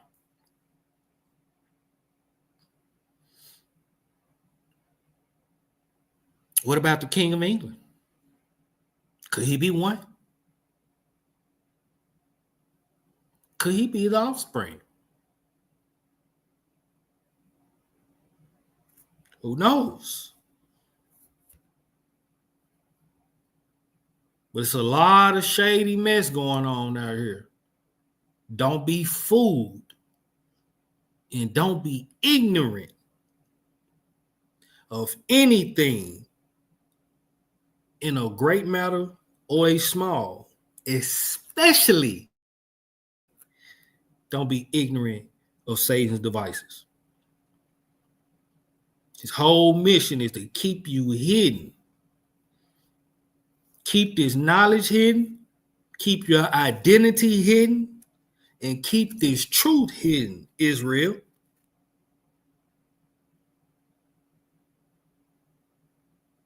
Seek truth, speak truth, live truth. That's our mission until the day the Messiah comes to reclaim his people. Godfrey of Bouillon in 1090, 9 years before the capture of Jerusalem, although other documents of the Brotherhood exist which give a different date, the year 1099. During the First Crusade, Jerusalem, which until then was under Muslim rule, was conquered by... It's amazing how, I just thought of this, it's amazing how this order was established in 1099. And when, you become an entrepreneur, so to speak, and you go to file your taxes, guess what you got to file? 1099. These people ain't slick, bro. I'm telling you. Put two and two together. By the Crusaders. It is believed that sometime after the Second Crusade, the orders of the Templars and that of Sion became practically one organization, led by a single Grand Master. But in 1188, a division occurred in their ranks and they took different paths. During this period, the Order of the Templars acquired incredible power. The Order's financial condition is such that it gives out loans to bankrupt royal families in exchange for protecting their interests. This is how the banking system was created. There is an assumption that the Templars blackmailed the Church of Rome with discovered documents related to the story we know about Jesus. What happens next? 2 years after the death of King Baldwin IV of Jerusalem, Jerusalem was again captured by the Muslims, and the Templars could not withstand the pressure and left the city. The two orders then parted ways. The Order of Sion outlived the Templars, which ceased to exist in 1307 and survived through the centuries to the present day, taking a new name, Sionus Prioratus, meaning Priory of Sion, and its master was Jean de Gisors, who also considered himself a Merovingian. According to the secret files, from 1691 to 1727, the Order's Grand Master was none other than Isaac Newton, the man considered by many to be the greatest and the most influential scientist who ever lived. But let's once again return to the question of whether the role of the Order is really so great. The most common story believed by proponents of the theory that the Order really existed is that its purpose was to preserve the bloodline of Jesus and Mary Magdalene. In short, it is believed that Jesus and Mary Magdalene were married and had children. When Jesus was crucified, Mary fled to France with her children. Thus, the descendants of Jesus settled there and started the Merovingian dynasty. These are the royal dynasty of the Franks, who, throughout the 5th and 8th century, imposed their power in the lands of the territory of today's France, Germany, Belgium, and the Netherlands. The heirs of the dynasty hid in the Languedoc region of southern France, and more precisely in the now legendary village of Rennes-le-Château. According to the theory, the mission of the Order of Sion was precisely to protect and defend the interests of the Merovingian family. But isn't it strange and difficult to imagine how such great personalities as Leonardo da Vinci or Isaac Newton were inspired and motivated for such a long time only by the idea of protecting the interests of a long-vanished dynasty? It's a wonder why that movie is called The Da Vinci Code.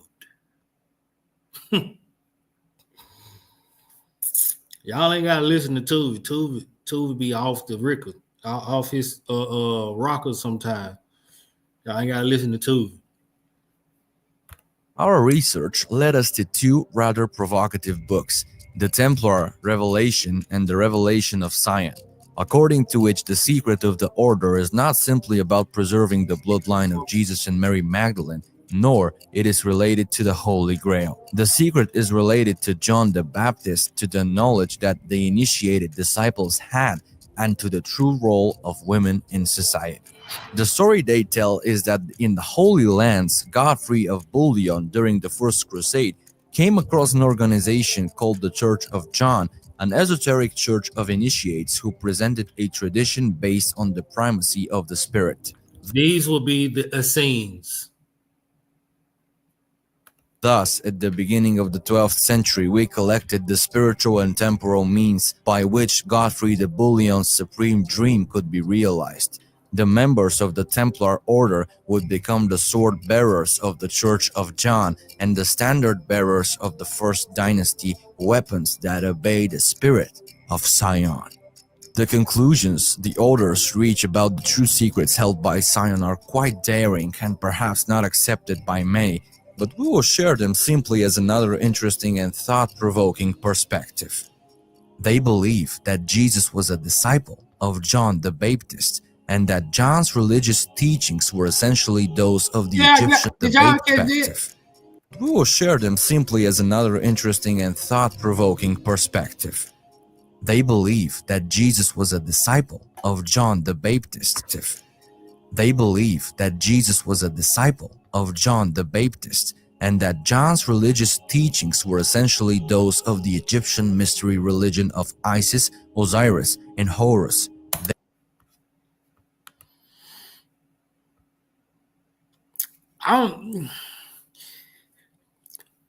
Y'all put a 3 in the chat if you laughed when you heard that. I'm gonna play it back again to see if you laugh,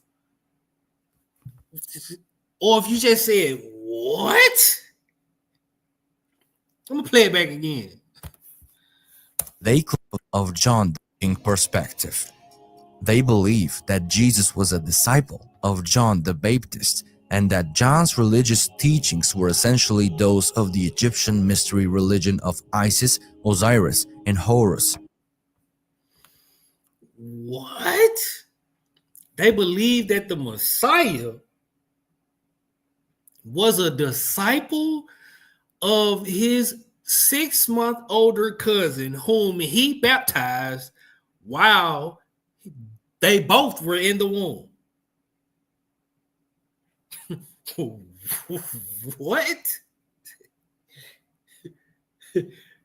He was a disciple of the man who, when he seen coming toward him, said, "There is one among you who is preferred, who is after me, but preferred before me, whose shoelaces I am unworthy to unloose." But he is his disciple? What? Got to be devils. Got to be devils who are conjuring and pushing such farce and falsity. This is madness. Anybody believe this, they need to be slapped with a loaf of bread.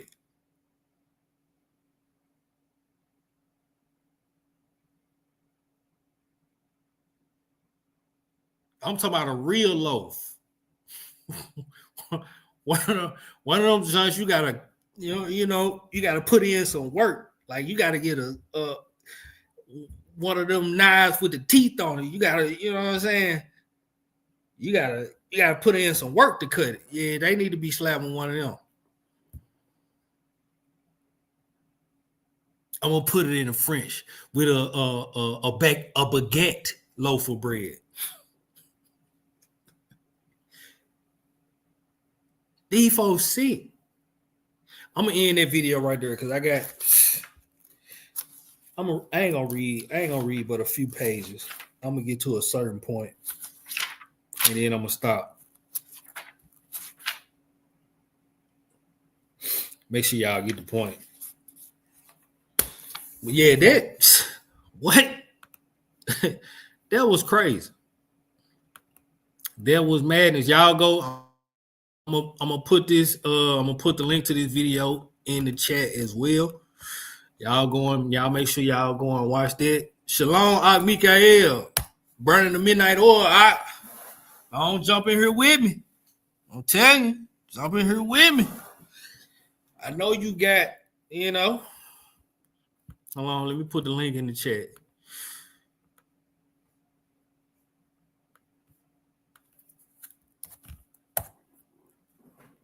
This stuff is crazy, boy. All right. So we're going to get on the Pre-Real Zion. It's the next chapter over in the book I informed y'all about, the Genesis 6 conspiracy, page 415, right? It says, why were the Templars part of a greater society? Salaki, let me start it from the top. It says, why were the Templars part of a greater secret society and movement that had wistful ambitions to restore the Merovingian dynasty to power? Merovingians were legendary kings whose bloodlines allegedly originated back to Jesus. Who and what was the ultra secret Prairie of Zion?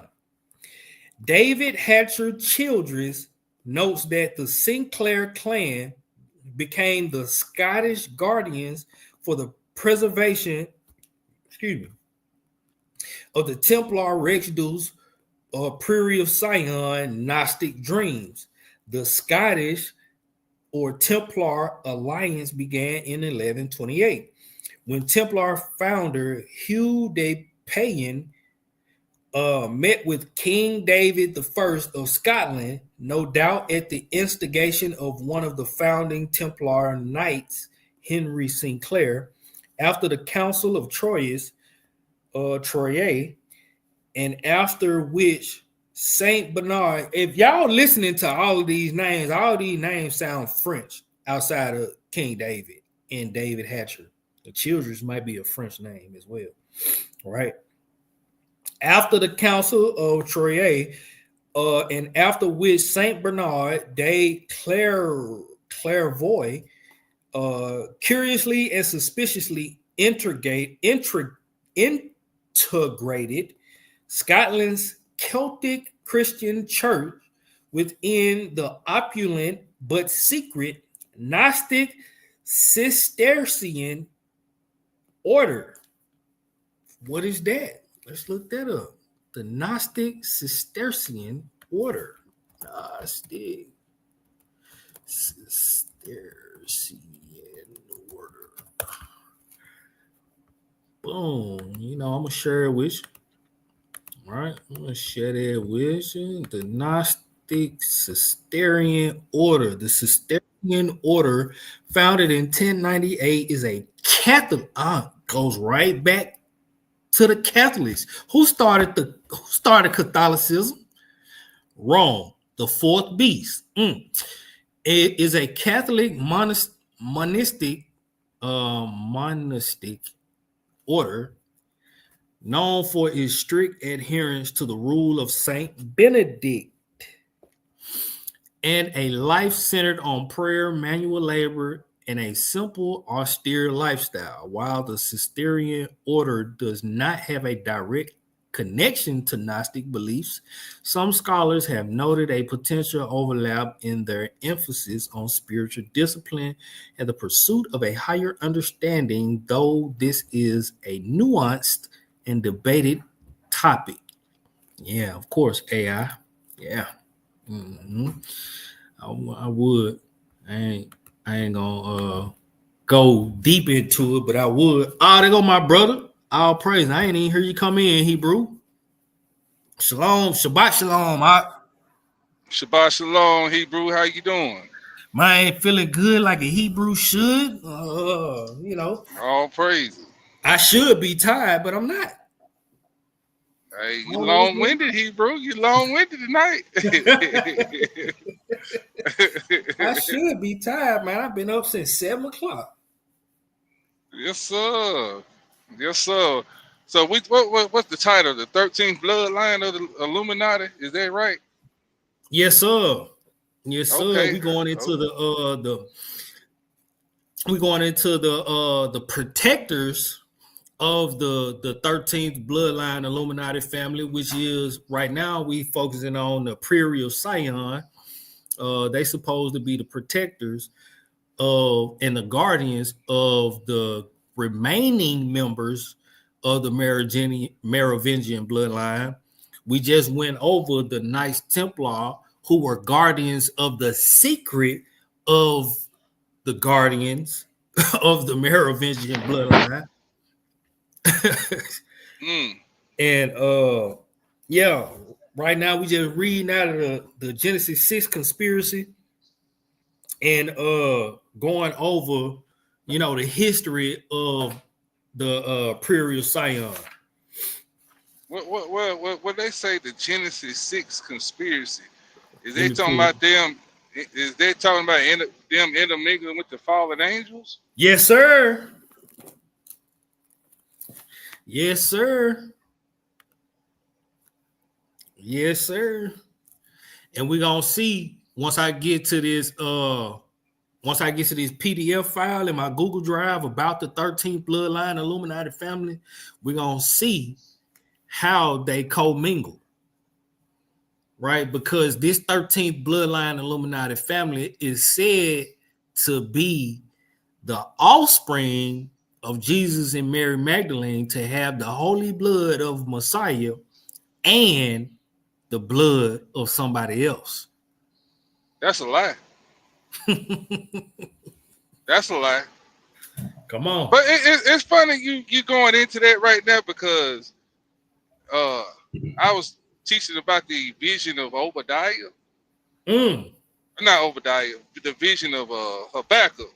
But I touched with Daniel, Obadiah, and Second Esdras, and all of them had the same vision of this eagle or this prey, this Babylonian. Okay, point I'm getting to is Isaiah 14, I think it's verse 12. Right? Can you pull that up right quick? Because it's going this finna go right here where you finna go. In the blue letter. Isaiah 14 and 12. Pull up Isaiah 14 and verse 12. Yeah, I think it's 12, Hebrew. How have thou fallen from heaven, O Lucifer? Is that yes, it? Sir.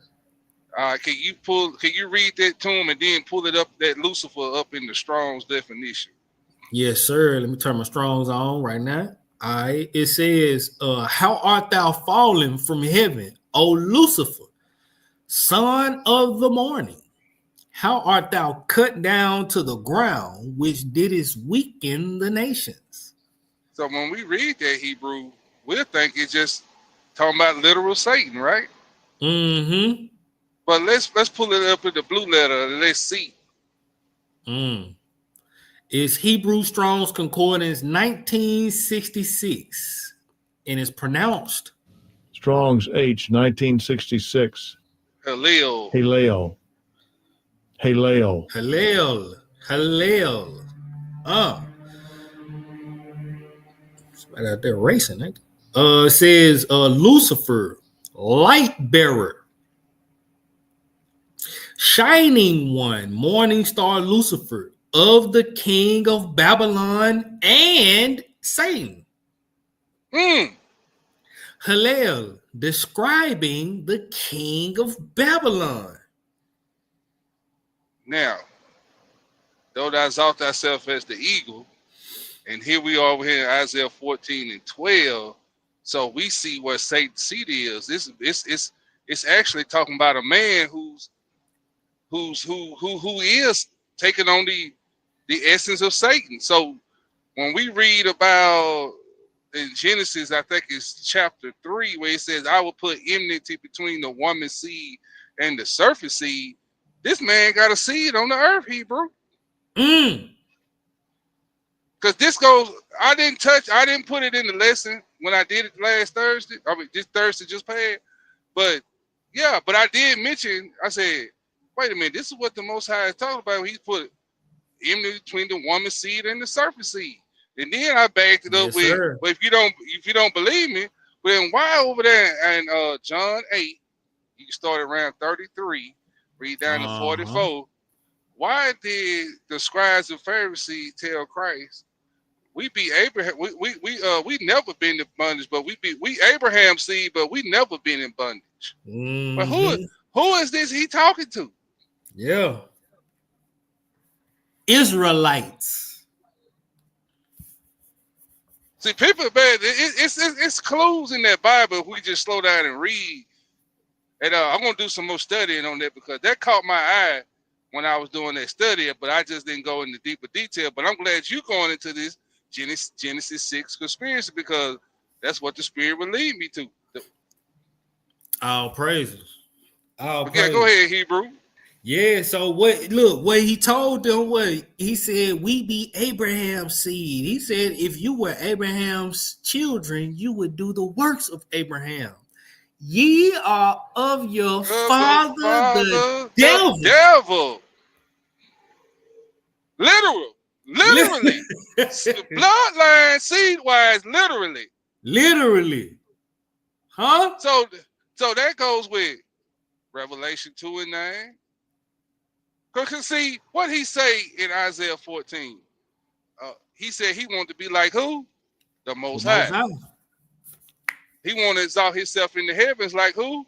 The Most High. So don't the Most High got a chosen people? And look, that's the same thing. That's the same thing that Nimrod in the Tower of Babel was trying to do. Oh, it makes sense now. Yes, sir. Build a tower ahead. that ascends up to heaven.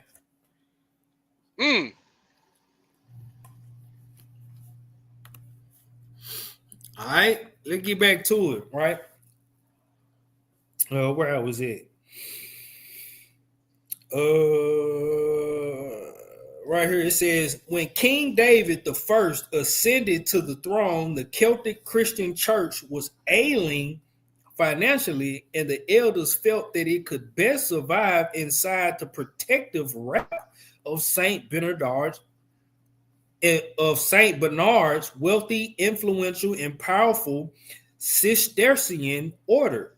The Cistercian order was not attached to Rome, and for some reason, it was permitted by Rome to operate it almost as a separate and autonomous arm at that time. Thus, all the abbeys of Scotland then became Cistercian abbeys. Both King David I and his sister subsequently married into the Flemish house of Boulogne. The variant spelling used by authors denoting the house of Godefroy de Bouillon, the other driving founder of the Templars. The David I family made further marriage covenants later with the Hugh de Payens family and other Crusader kings of Jerusalem.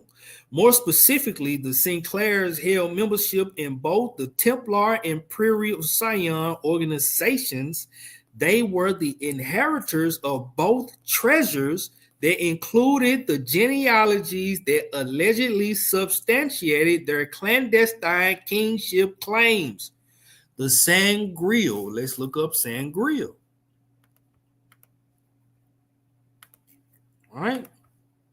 We ain't gonna leave here ignorant today. What is the Sangreal? Sangreal is another word for the Holy Grail. It means the legendary cup used by Jesus at the Last Supper, or the object that represents deeply desired ultimate achievement. Now they put this stuff in the movies, Hebrew. Come on. Second Witness. They put that in that movie with Tom Hanks in it. The Da Vinci Code about that woman, she was from the bloodline of Jesus. Come on, They put this stuff right in our face, and we just look at it as entertainment. You go ahead, Hebrew. It just hit me when you was reading it. Look, let me show you, Hebrew. We literally just watched it. Hold on, let me show you. We literally just watched it. Second Witness, family. I just got here. I didn't even know you played that. Daring and perhaps not accepted by many, but we will share them simply as another interesting and thought-provoking perspective.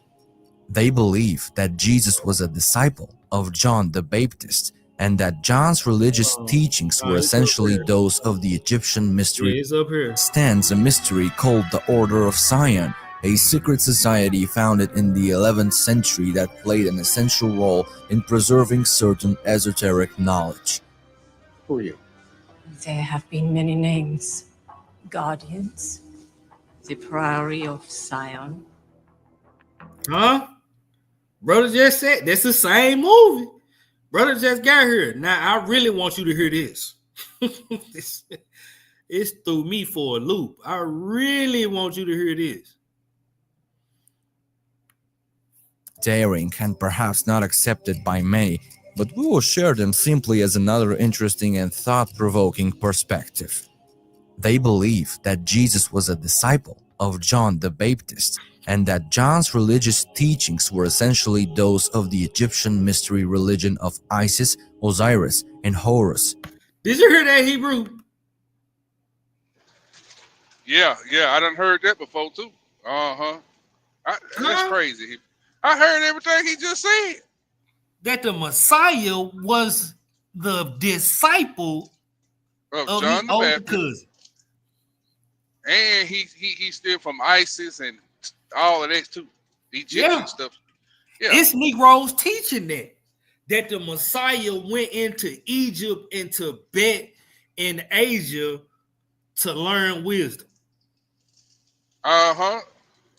yeah. There's people out here teaching it, but you can't find that in the scriptures though. Can't find it nowhere in the scripture. Nowhere.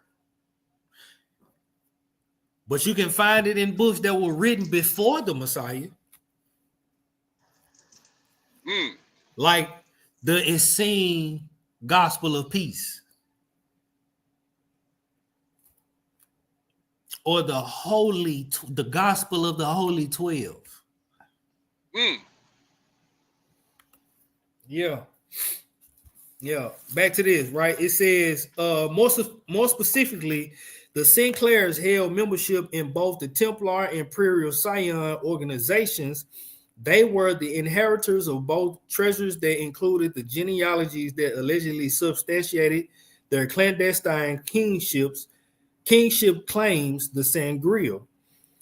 So they believe that their bloodline inheritable right is the Sangreal. It belongs to them because of their lineage, their genealogy.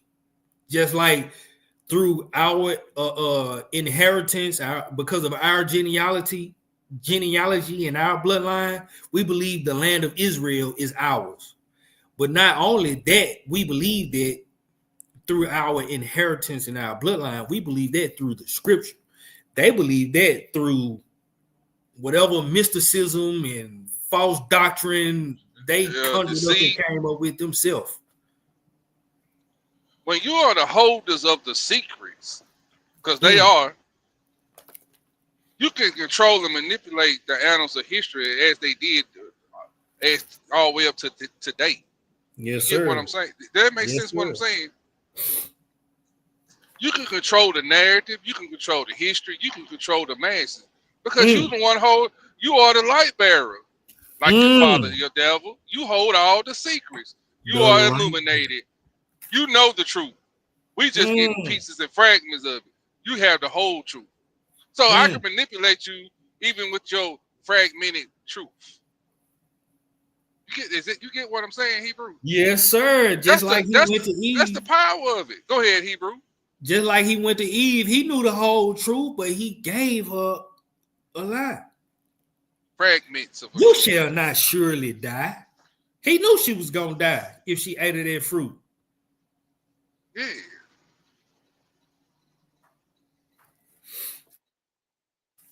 Fragmented truth. That's a great term because that's all we've been getting all these years. Fragmented truth. Right? And we even read and seen on the previous video about the Knights Templar how they found in treasuries in Jerusalem and other places that they found fragments of scriptures or fragments of writings that declared this alleged Merovingian bloodline to be the bloodline of the Messiah. Right? It says one must peruse and investigate the curious list of grandmasters. The leaders of the Prairie Brotherhood are listed below by descending dates as to their tenure and as recorded in Le Dossier Secrets. To fully comprehend unanticipated connections surreptitiously linking the Templars, Rex Deuce, Prior Scion, the Sinclairs, and the famous people of history who fostered the underground Gnostic movement. Now, I'm not going to go through all these names, but I'm going to rename those who we have named already. Robert Boyle, Sir Isaac Newton, and Leonardo da Vinci, Robert Flood, and Victor Hugo. That's where you get your Hugo Boss and all that from, right? The famous scientist, Sir Isaac Newton, where you get a lot of your scientific theories from, Isaac Newton. Leonardo da Vinci, who painted The Last Supper, gave you the image of Christ. But you know, this goes right back, kind of explaining the Greek captivity, how they inserted themselves in the book of the law. First Maccabees 3. See, these people known to insert themselves in our history, and calling it, and trying to be us, and calling it their own when it's not theirs. They are basically what I'm saying. They are hijackers of history, real history, true history. Go ahead, Hebrew. Colonizers, copycats, coming in and taking over something and renaming it and claiming it as their own, remixing it. No, they don't even do a good job of remixing. I'm giving it too much credit. They take the original and say they came up with it. Right. And they do that to this day in our face. Look at the children of the devil. When the salt of the earth create a dance, they go take it and say they made it up. See, this is the same thing. A lot of us, I ain't gonna say a lot of us, but I did it a couple times in school where I had somebody else do my homework or do my work in school, give me the paper, and I put my name on it. That's what these heathens doing. They got somebody doing the work, being the true people, living out the curses, living out the scriptures, and they just putting their name on. But see, if you don't know but see, that's one thing they cannot hide from that really marks us as being the people of the Most High. It's those curses. Because see, they rich and they blessed and they live in dark castles and mansions. And really drinking blood every day, to be honest. But anyway, that's another story for another time. But this is go ahead, Hebrew. Yes, sir. Like they famous king who is offspring of what's that heathen name? God dog. Vlad the Impaler. From Transylvania, where they say all the vampires come from. Yeah, he's a direct descendant of Vlad the Impaler. Direct descendant. And this is the king of Europe, the United Kingdom, or whatever he king of. This is the current king. And his daddy, boy, you see a picture of him before he died, you would declare that is Satan. That heathen look pure evil. Yeah, that's what they doing. And there's alleged reports about the queen before, she passed away, of her kidnapping children from Canada and taking them all the way across the seas to her royal kingdom in Europe and doing y'all knows what with them children. but they were never spoken of, never heard of after they went missing from Canada. Hey, man, listen here, Hebrew. Let me see. They put this stuff in our face. When you see those old History Channel, when they be talking about, you ever wonder how all them bones and stuff get up under them churches? Yes, sir. Hey, you ever watch them old movies in Paris when they go up under I guess they call it the catacombs up under Paris? They have bones stacked on top of bone. What you think? Where you think they come from? Man, these people are wicked. We just can't even. Man, Most High got to tell us how wicked these folks is, bro. The stuff they doing right now as I speak will blow our mind. What's going on right now? Because think about it. Think about how many Hebrews go missing every year, vanish without a trace. Just in America. Just in America now.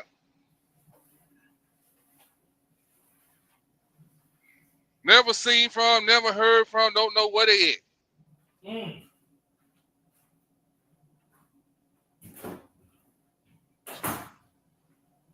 Straight borderline wickedness, man. The border of wickedness. They the beginning of it.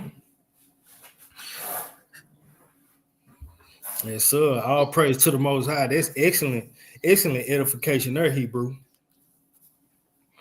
Man, all praise to the Most High. All right. I'm gonna skip down, for the sake of time or whatever, because it's going into all of these people. It lists, what is it? 1, 2, 3, 5, 6, 7, 8, 9, 10, 11, 12, 13. You got 26 names right here.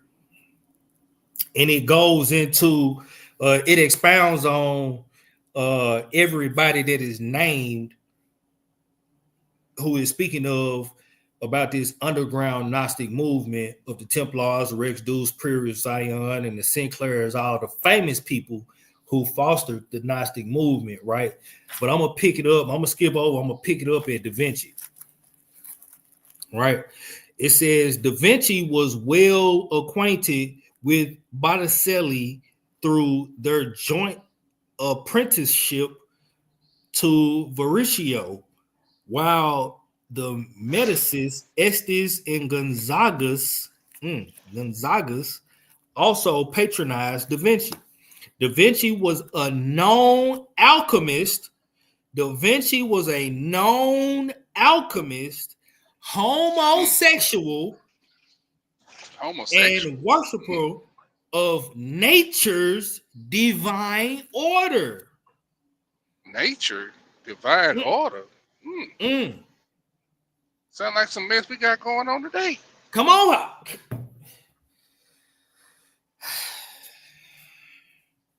Be at one with nature. Be one with nature, Mother Nature. They call them what they call them, tree huggers. Yeah. Be one with nature. Out there meditating under a damn tree. Yeah.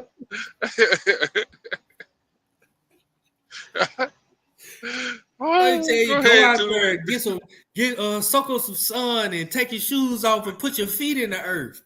What? Yeah, feel the energy from the earth with your shoes off. Be one with the earth, one with the wind, one with the water. Be like water and flow. Go ahead, man. I can go all day on that. But see, that stuff we laughing about it, but y'all, that stuff have infiltrated the Hebrew community. Y'all know that, right? Oh, go ahead, too, man. Yes, sir. It has definitely infiltrated the Hebrew community, and I know some brothers that deal with that stuff. Mm-hmm.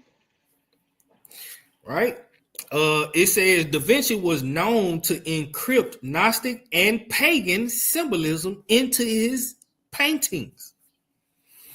He was recognized as the keeper of secrets, ingeniously concealing clues to those secrets in his heart. Da Vinci, of course, was also a Rosicrucian. Rosicrucian. Between 1515 and 1517, Da Vinci was attached as an engineer to the Viceroy of Languedoc and Milan, Charles de Montpensier, known also as the Constable de Bourbon. Right? I ain't gonna get into that, but I really wanted to read about him being a Rosicrucian. Let's hear about Robert Flood or Flood, however you say his name. Robert Flood is said to have inherited John Dee's. Now, when you read, if you go and get this book and you read about, say you read this chapter 57 from 416 to, I believe it is 420, right? The end of 419. Most of all of these men that are named are affiliated or are linked to the Rosicrucian order. Hey, what you say his last name was? Which one? That dude you just said. Oh, Flood, Fudd. Now, these supposed to be the people of originality and creativity. You mean to tell me they can't come up with better last names than that? Come on, I'm just saying. Go ahead, Hebrew. It just kills me with these ugly last names. It just makes me mad. Robert Flood, or whatever his name is said to have inherited John Dee's mantle as England's leading proponent for esoteric thought, writing and publishing prolifically on esoteric subjects and Hermeticism. Do your homework on Hermeticism. Matter of fact, I'm not going to wait on you to do your homework. I'm going to show you right now. What is Hermeticism? We learning together. Hermeticism. Hermeticism is a system of beliefs, practices, and philosophies that centers around the teachings attributed to the figure of Hermes. I'm not going to even try to pronounce that. A syncretic deity combining the Greek god Hermes and the Egyptian god Thoth. It encompasses a blend of esoteric knowledge, spiritual practices, and philosophical concepts often associated with alchemy, astrology, and theurgy, which is Satanism. In layman's terms, that's all it is. Hebrew. Satanism.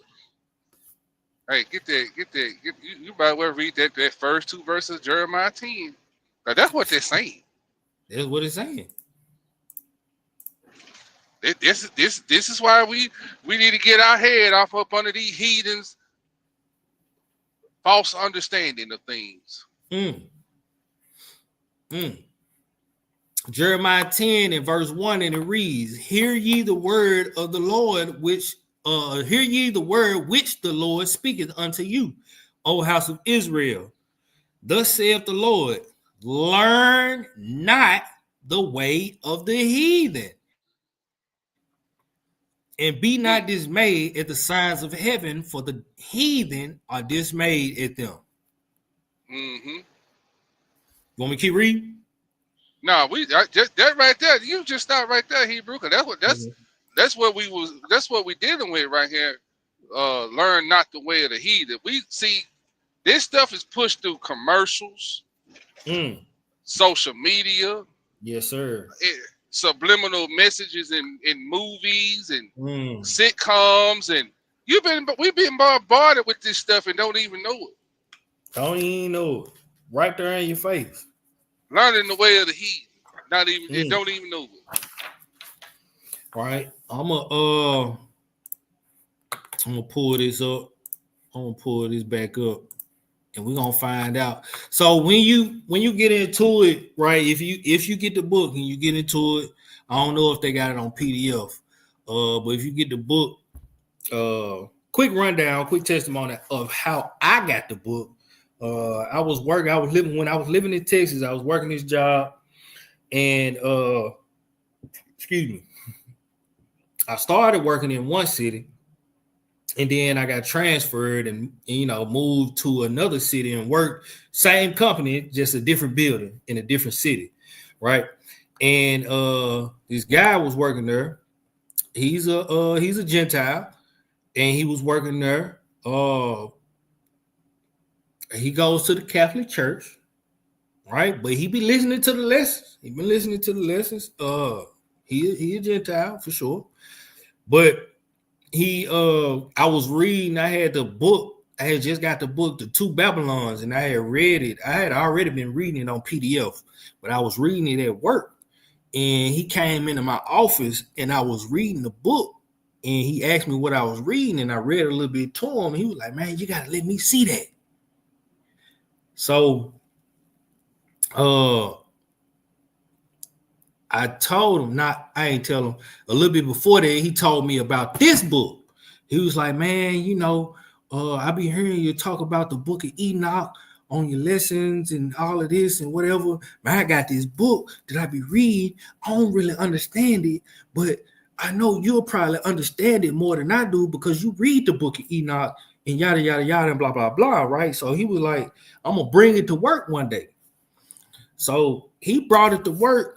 And I had my two Babylons, and we just exchanged books. And he basically was really giving me the book, but I wanted to give him that so he could understand the paganisms about Catholicism and the Christian church. So,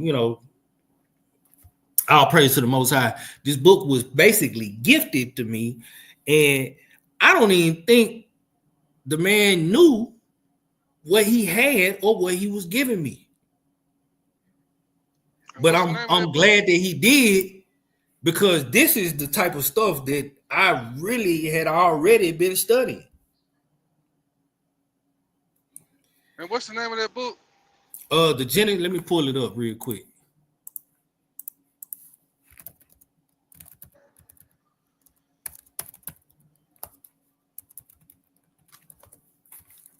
This joint right here.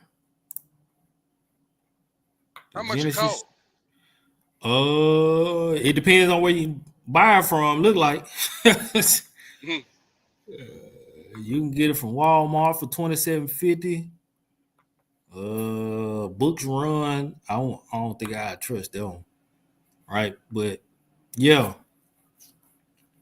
you can get it. Let me see how much it is on Amazon. $26 on Amazon.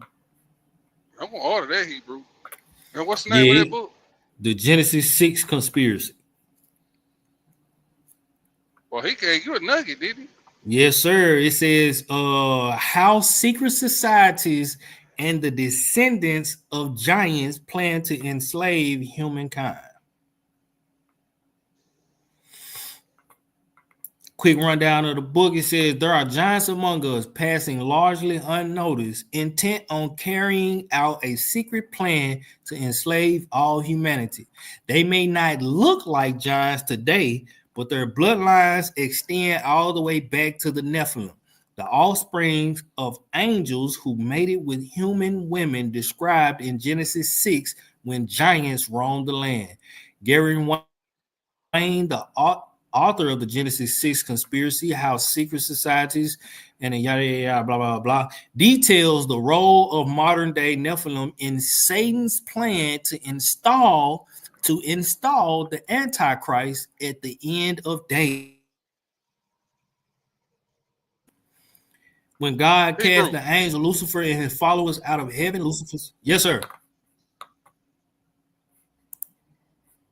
I'm gonna have to get that book, man. Yeah, that's John Powell. Yeah, y'all check that out. Here's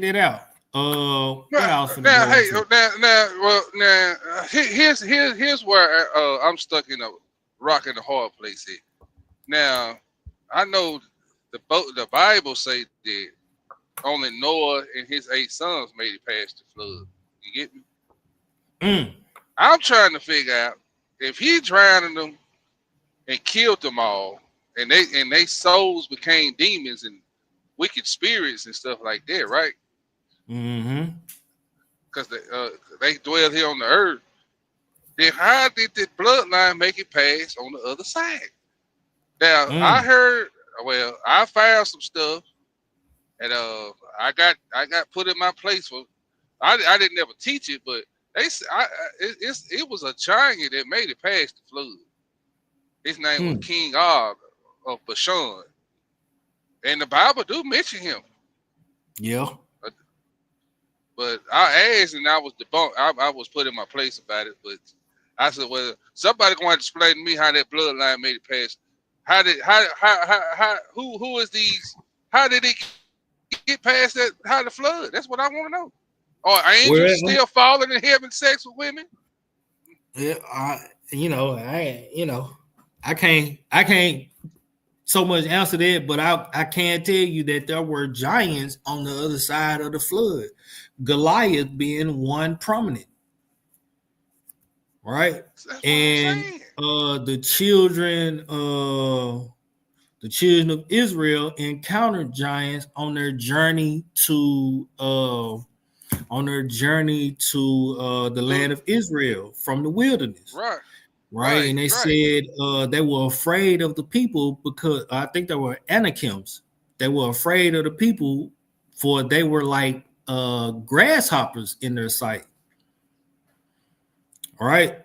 But I won't go as far to say that a giant survived the flood, but I will say that the spirits more likely probably did survive that flood, although the Most High has the power to kill whatever he want to kill.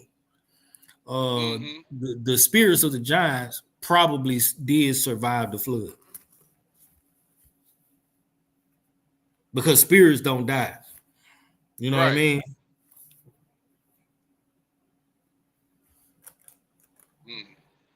And they probably inhabited the children of Ham and Japhet. Most definitely. Yeah. But you know, I mean, you got look at Shaq. I'm not gonna say he an Israelite. I don't know his we can't say he's Israelite, but he's 7'2", 7'3". Right. Dwight Howard. You know, we have some men that are, you know what I'm saying, up there in height, but we ain't got no Goliaths who was what 9'6". You know, people that tall don't live long either. They don't.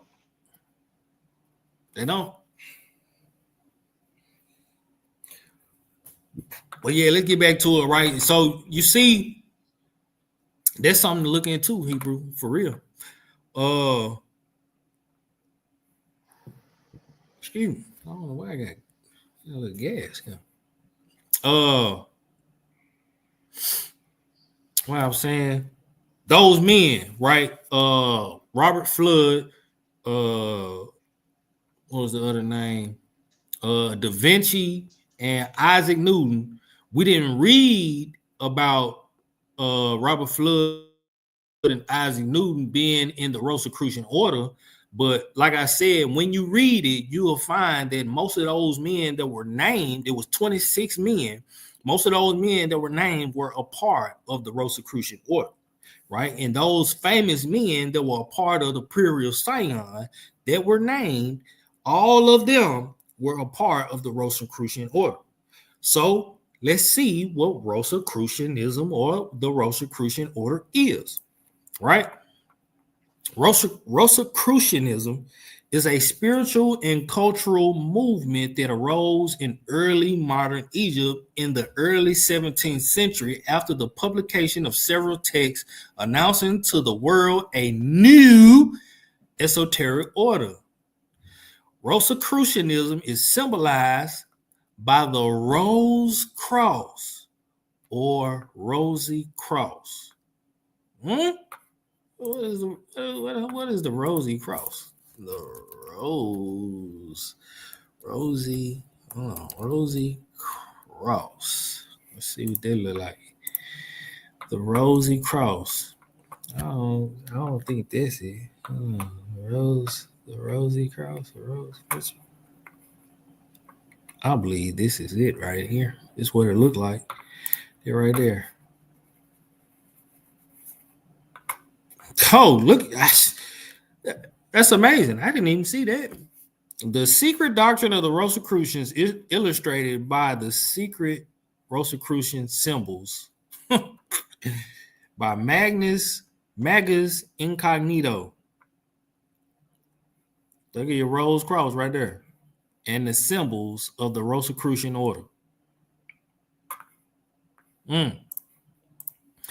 Right? It says there have been several Rosicrucian or Rosicrucian-inspired organizations since the initial movement was founded, including the Order of the Golden and Rosy Cross, the Societas Rosicruciana in Anglia, and the Hermetic Order of the Golden Dawn. Right? We ain't gonna get into the history of all of that. Right? You see, is lots of that. There go your Rosy Cross right there. Right? Do your homework on Rosicrucianism. Right? But we gonna get into this video. And let me close that. Matter of fact, before we get into the video, let me read this. And the video is going to be the last thing I play. Right? Let's get into this. This right here is a PDF. I forget who I received this from. I believe it's somebody that's actually teaching against the Bible right now. But you know, that's a long story made short. This is called you can't see it right here, but this is called the 13th Bloodline of the Illuminati. Right? It's by Fritz Springmeier, written in 1995. Right? So this is the Merovingian bloodline. Right? We heard about Merovingi, Prior Zion, and Rex Deuce, and all of this. Right? The Rex Deuce and the Prior Zion. The Rex Deuce is supposed to be this bloodline. Prior Zion is supposed to be the protectors of this bloodline. Right? Let's find out about this bloodline. Let me blow this up a little bit so y'all can see that. Should be good. Right? It says this page has been prepared to provide some type of table of contents to the various items which will be included in this chapter, the 13th Satanic Bloodline. In my writings, this bloodline will be what has been interwoven into the text of many articles, but it hasn't been singled out very much. Although a great deal has been mitten by this author on this final family, to pull out articles which concentrate on it solely is difficult. Right? And I got an article that focuses solely on this family. After assembling some pages on it, a few words of explanation were still needed. Allow me to briefly explain those items which were selected. An article on the top family that appeared in February 1995 newsletter on page 73. An appendix to the Be Wise as Serpents book about the British royalty. The British royalty are tied in with the 13th bloodline. Is this the same thing as where they get that name Dukes? And the Dukes Yes, are sir. from the house. That's in the Bible, from the house of Esau. Yes, sir. Did not Esau kill Nimrod? Yes, sir. So did not Esau marry the Canaanite woman? Yes, sir. So you see how they say why they think they got Now, this is all go back. If you just look at Esau, Esau trying to stay claim to what? The promises. Yeah. Right? It's the same thing. It's the same damn thing. It just started in Genesis. That's where it started from. Come on. Go ahead, Hebrew. Come on. That's just what I got when you read it. Go ahead. And this British royal family, the leader of this British royal family now, well, the publicized leader of this British royal family is I forget his name. King Charles.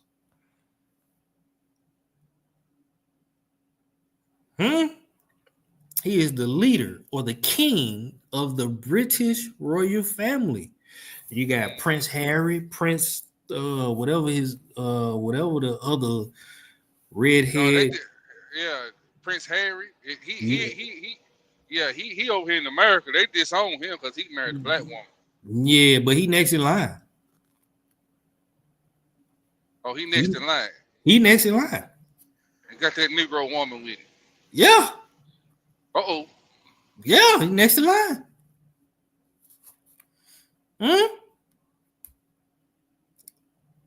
I ain't gonna get in. I'm not gonna get into that online. I don't want to speak about that online. But there's a reason, right? It's a lot going on. This is why y'all don't see them as much. Remember, she used to be on TV shows and all of this. She had a little documentary come out, and then poof, be gone. What's the reason? What's the reason? Where's the child? Where's the child they had? Why we don't hear much about the child? What's going on with the child? What the child look like? Did they eat it? No, he's still living. Ain't the Antichrist either. You know, one can speculate. I say that one could speculate. So how old would this little bastard be today? He would be today anywhere between 14, 15, something like that. Would it? Hold on, let me see. That's about right. Let me see. Prince Harry and Meghan Markle, Meghan children. Oh, Archie. No, he's 6 years old. Oh, we got a wild here.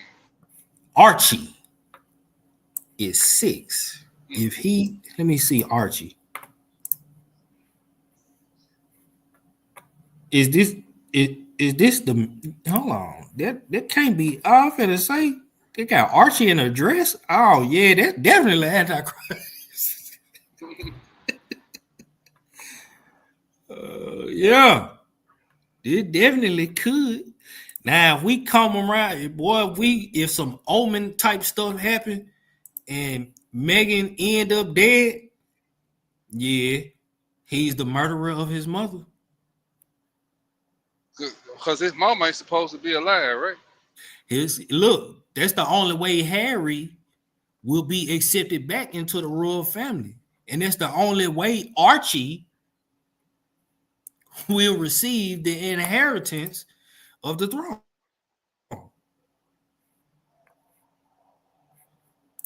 We just speculating. We ain't making no claims, we just speculate. Just throwing it out there, right? All right, it says the British royalty are tied in with the 13th bloodline. Many of the American political leaders have been related to the British royalty, including George Bush and Dan Quayle. Who else is related to George Bush? Obama? The first black president. Wouldn't you imagine? Mm-hmm. So he is also a part of the Merovingian bloodline. Remember, I told you, you're not going to hear a Merovingian exclusively have the family name of Merovingian. It's going to be something like George Bush or Dan Quayle or King Charles or Prince Harry or Barack Hussein Obama. A flyer from a Christian conference is included showing who the speakers are. Finally, a little of the genealogical information I assembled on the Mormon leading is given.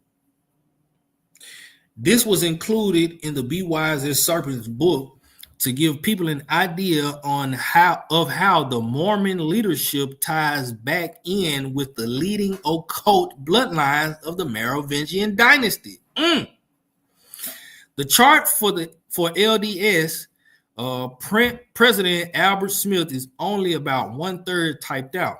The remainder of Albert Smith's, as well as other Mormon leaders' genealogical work, is in a file in some unknown box in my house. You need to reveal that, heathen. This bloodline is harder to track because it weaves in and out of the other 12 bloodlines. There are many surnames which are part of this bloodline, including the Smith family.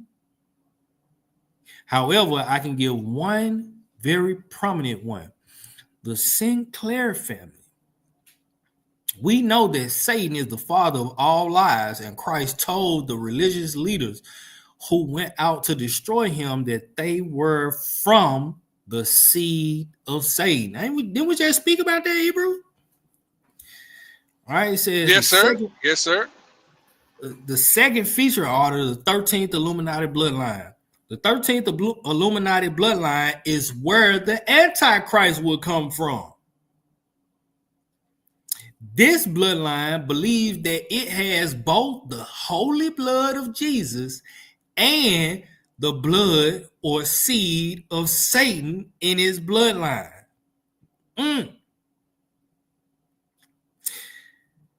In my Be Wise as Serpents book, I make reference to this bloodline, but I never really took the time to explain it completely. In fact, I don't fully understand this bloodline myself. I encourage those who want to learn more about this bloodline to study the following books: Holy Blood, Holy Grail. Remember, I've been talking about and speaking about this book. This entire stream, Holy Blood, Holy Grail. There's a good book. Let me see if I can. Let me see if I can pull this up. It's not in my email. Go to my drive.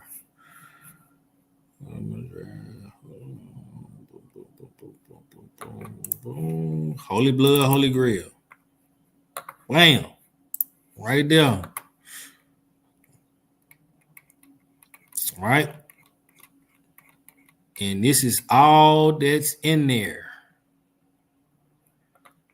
Warrior monks, Knights Templar. Oh, you get down. Let me see. Planter de St. Clair or Sinclair. St. Clair Sinclair. The Legend and the Merovingians. Merovy and his descendants.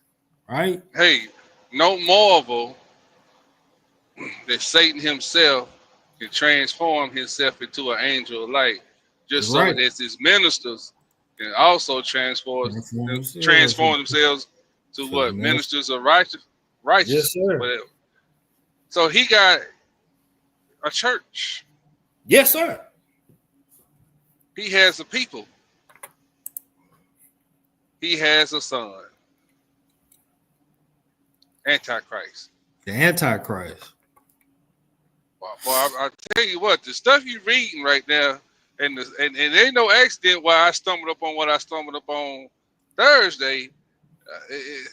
I think we're getting close why this understanding is coming forth, Hebrew. So we won't be deceived. That's what I'm thinking. All praise to the Most High. All praise. Go ahead, Hebrew. What did he say? Be ye not deceived. For when they say, lo, he is in this place, or lo, he is in the desert, go ye not forth. Right? Says this bloodline is written more about in the Holy Blood, Holy Grail, the Messianic Legacy, the Temple and the Lodge, Crusaders of the Grail, the Antichrist King, Juan Carlos. This bloodline is so extensive in its many branches that its membership takes in many of the presidents of the United States, including George Bush, that's supposed to be Bush, and George Washington.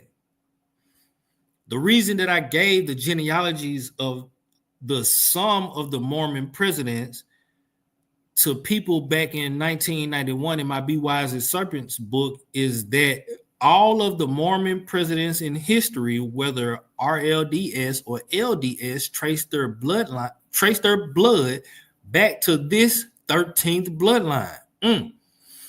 Within the Illuminati rituals, the emphasis on the 13th bloodline is that they are the seed of Satan.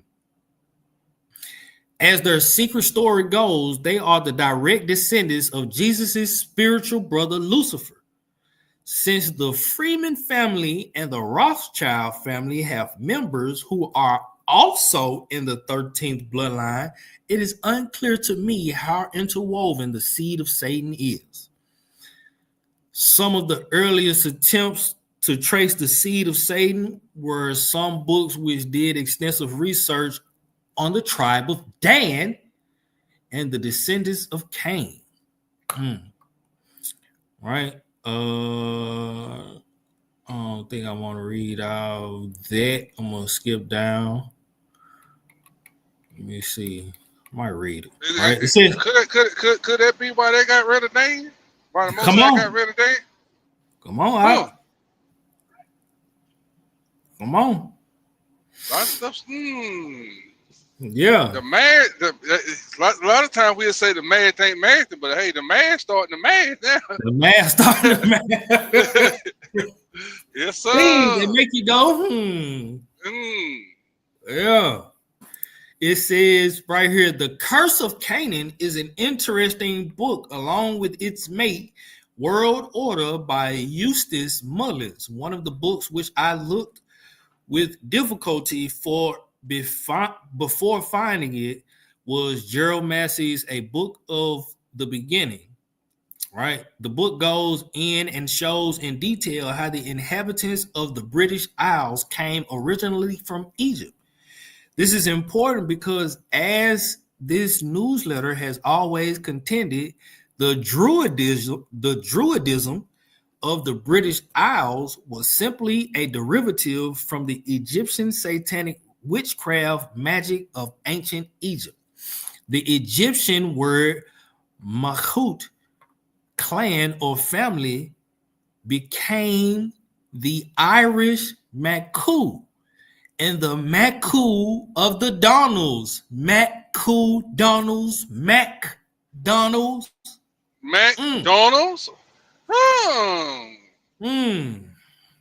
Things that make you say, okay. Now reflected in this is a PDF. I can send it to your email.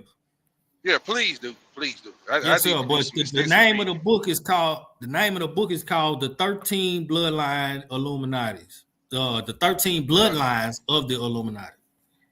All right, gotcha. All right. It says the Maku of Donalds, clan of Donalds, now reflected in the name MacDonald. The sacred keepers of the clan stone in Iran were also known by the family name of Clan Shaitans. Another word for clan is Mac, and the Clan Shaitans were also known as Macintosh. Ain't it a famous computer named Macintosh? Ptah Rek, the name of the Egyptian god Ptah, or Ta, or however you pronounce it, was passed down to us by the Druids adopting the name Patrick, which sounded similar. St. Patrick's Day then is a Christianized form of a Druidic holiday which originally had its origins in Egypt. The all-seeing eye can be found on ancient buildings in ancient Chaldea, in ancient Greece, and in ancient Egypt. The seeing eye represents Osiris. Osiris had debauched revelries celebrated in his honor. The temples in Arabia clear back in the time that Moses had his black father-in-law Jethro use the all-seeing eye to represent the false satanic trinity of Osiris, Isis, and Horus of Egypt. This seeing eye pops up everywhere the Illuminati has been. In the Winter Palace Square in St. Petersburg, Russia, is that Illuminati all-seeing eye on the top of a pyramid. You will also see it in the old Mexican Senate building, which is now a museum in Mexico City. You will find this on the back of our $1 bill. You will find the all-seeing eye was placed on Ethiopian stamps when they got a communist government in power.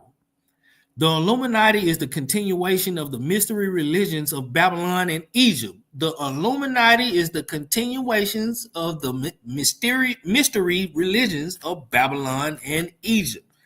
All the bloodlines of the Illuminati go back to people who at one time lived in Babylon and Egypt. Just how the house of David, the satanic one, and the holy blood of the 13th family fit in with everything else in history, I can't say. I'm sure it would be a big story to tell if I knew, but I do feel that somehow the 13th Illuminati family does go back to ancient times. Is this via the tribe of Dan, or via some Druidic bloodline, or is it via the Merovingians, or is it via all three? And where do the Guelphs, and black nobility fit into this? Stop right there. Case, yes, sir. Now, our bloodline is contaminated with this serpent seed. You know that, right? Yes, sir. Hey, pull that Joel 3 and read the last 3 to 4 verses of that chapter. You said Joel 3? Yeah. The last 3 verses, 4 verses, where the Most High said at the last verse, I think he said, I'm shooting from the hip to me. He said he would cleanse our blood. He got to cleanse it. Oh, yeah, okay. Joel chapter 3 and verse 18. And it shall come to pass in that day that the mountains shall drop new wine, and the hills shall flow with milk, and all the rivers of Judah shall flow with waters, and a fountain shall come forth of the house of the Most High, and shall water the valley of Shittim. And Egypt shall be a desolation, and Edom shall be a desolate wilderness for the violence against the children of Judah, because they have shed innocent blood in their land. But Judah shall dwell forever, and Jerusalem from generation to generation. For I will cleanse their blood that I have not cleansed, for the Most High dwelleth in Zion. Our bloodline got to be cleansed of that serpent seed, Hebrew. Yes, sir. Because we did a lot of intermixing. Yes, sir. Even to this day. It just hit me when you was reading all that. Go ahead, Hebrew. The 13 bloodlines of the see if I can pull this up to show the system. It's gonna be hard. That's right. They're not trying to disclose this information. I said I had somebody send me this.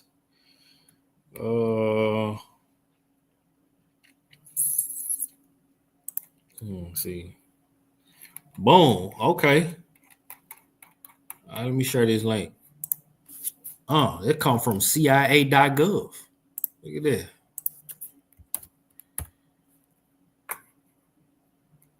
Share that right there. Y'all click on it and you can download that or save it. Save it to your Google Drive or whatever drive on your computer or whatever. Right?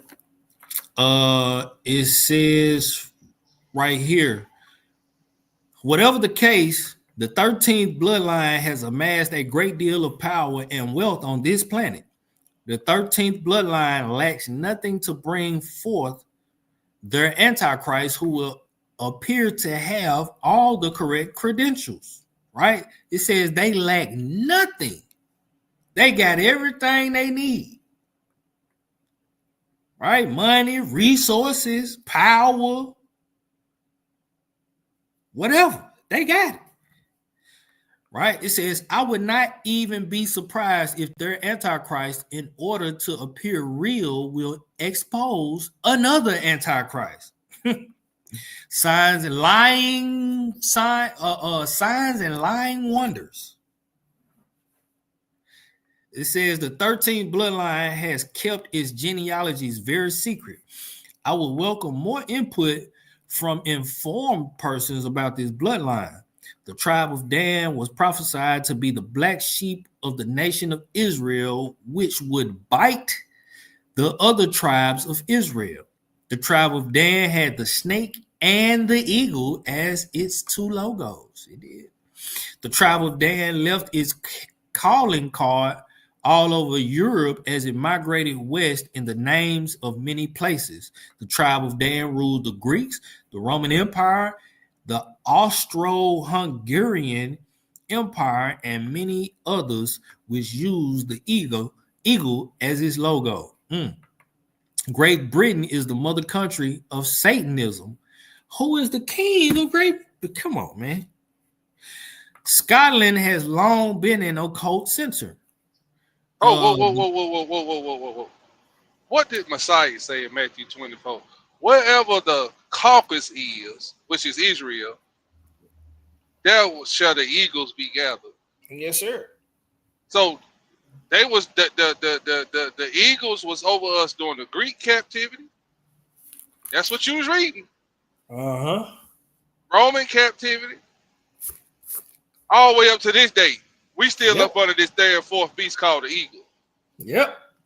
Go ahead, Hebrew. Yep. All right. It says the national symbol of Scotland is the dragon or the snake.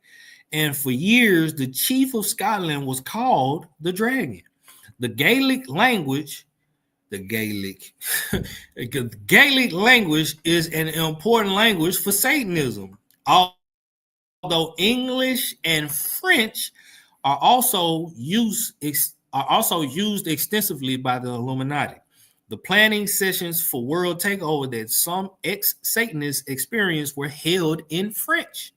The British royal family have long been involved with the occult. For more information on this, there is a detailed examination of the royal family and the occult in the book The Prince and the Paranormal, The Psychic Bloodline of the Royal Family by John Dale. They have also been actively involved with Freemasonry. See the chart.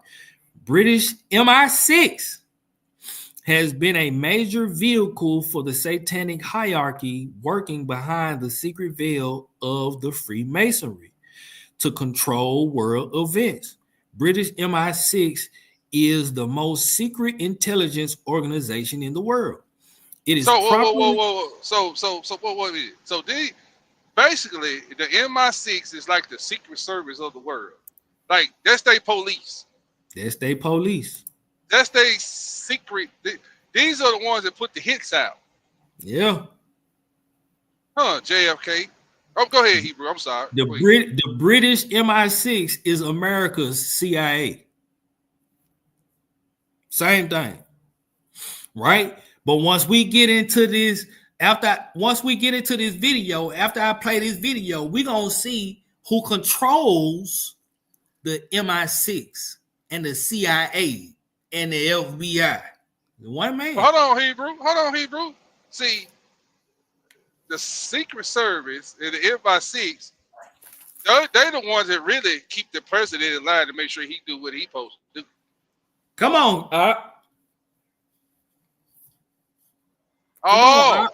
They the puppeteers. It makes sense. Yes, yeah, sir. They the string. They go get the briefing from the 13 families, and and whoever the secret heads of whoever the figure, the front man that you see on TV every day, like your presidents, your president over there in France, and they better beat to the drum. Come on. And see, they gave Trump his warning shot. Right, we ain't gonna miss next time, son. We ain't gonna miss next time. We ain't gonna miss next time. Come on, Go ahead, Hebrew. And see, people be looking at this stuff and totally missing it. Like it's right there in your face. Mm-hmm. Right there in your face. But if we not paying attention, if we don't look with our spiritual eyes, if we're not watching and praying, if we're being ignorant in anything, we won't get it. Okay, Hebrew, check this out. You can pull this up. The ex FBI the ex FBI head put out a secret message calling for the assassination of Donald Trump. You can Google that and it'll pull it up. That just happened this week. He's been investigated right now by the FBI.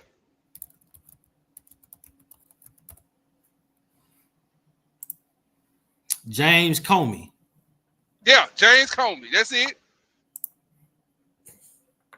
Yeah, they sending messages, Hebrew. Mm-hmm. What they say? Read that title, Hebrew. Man, hold on, man. All praise to the Most High. There's a reason why my brother was constantly calling me. See, thank you, Aubrey. There's a reason. Let me find it. I'm gonna read this article. Right? It says, former FBI Director James Comey under investigation for posts seen as a potential threat to Trump's life. Let me close it. Yeah. The Department of Homeland Security and Secret Service are investigating a social media post by former FBI Director James Comey that several U.S. officials interpreted as a calling for the assassination of President Donald Trump. Homeland Security Secretary Kristi Noem said Thursday. It is in a now deleted post on Instagram. Comey shared a photo of what he described as a shell formation on a beach that formed the numbers 8647. That's it. That's what I saw. That's a code. Get your ass in line. Oh, I'm sorry. Get your butt in line or else. Yeah. That's exactly what it means. 86 is, get out of here. Get rid of. Get him out of here. Get rid of 47. They talk the 13 family. Listen to what we're trying to tell y'all. These people talking code and numbers and languages. They're talking in the English language or the French language, but it be coded for the elite sending down messages, man. It's coded, and all you got to do is just, man, do some deep study, and this stuff will come out just by you reading that article, in that book, not an article, but reading that in that book talking about MI6 and all of that. That just hit me like a ton of bricks. Like, wait a minute, They just sent out another. They just sent a hit out. It's all coming together, Hebrew. It's all coming together. Man, Right. go ahead, Hebrew. I want to be quiet. I want, man. Hey, man, listen. We need to do a live on this one day, Hebrew. We gotta break the man. We gotta get this out here, bro. Break the camel back. Yeah, we gotta break the camel back and put it back together again. Yes.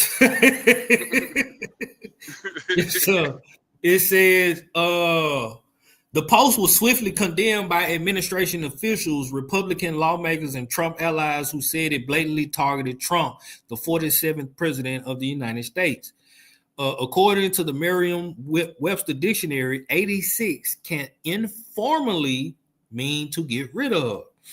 Disgraced former FBI Director James Comey just called for the assassination of POTUS Trump. Noam wrote on X. DHS and Secret Service is investigating this threat and will respond appropriately. A spokesperson for the Secret Service, which is part of DHS, Department of Homeland Security, said the agency vigorously investigates anything that can be taken as a potential threat against our protectees. We are aware of the social media posts by the former FBI director, and we take rhetoric like this very seriously. Beyond that, we do not comment on protective intelligence matters. Anthony G., the agency's chief of communications, said in a statement. Taylor B., a White House deputy chief of staff, accused Comey of putting out what can clearly be interpreted as a hit on the sitting president of the United States. This is deeply, I ain't gonna read all that, right? Y'all see that. I want to go down here to the picture. Where the picture? They ain't got the picture on there? Nope. They ain't got the, let me see if they got the picture. Got the picture up there, right? There go the picture right there. 80 in shells. 86, 47. Huh? Could Comey. He super pale, boy. God, dog. Could Comey be of this bloodline? Hey, you can't trust nobody when you get up in that. When you can't trust nobody when you get up in them doors. You Could can't Trump trust be of the bloodline? Yeah, he's of that line. But I think, this me speculating, I think that it's some infighting going on within them families. Yeah. On what's projected way they're gonna try to run this world, or they know they time is short, but they trying to. I think it's a riff raff going on because they sending messages to him because he ain't doing something he ain't supposed to be doing. Yep. He procrastinating or prolonging the pushing forth of his coming. Yep. He in the way, pretty much. Right. And they done send him two. They done send him two warnings. Let's go back. The first warning was when he was running for president. Right? They knew he was going to be president, but they sent him a warning shot up there in Pennsylvania. Then down there in Mar-a-Lago on the golf course, they didn't shoot, but they sent it another. Hey man, we can get you anytime we want to. You get what I'm saying? And look, the first shot was him going to court. Look, we can get you any way we want. We can take you out of here. We ain't got to kill you, but we can sit you down forever. Mm-hmm.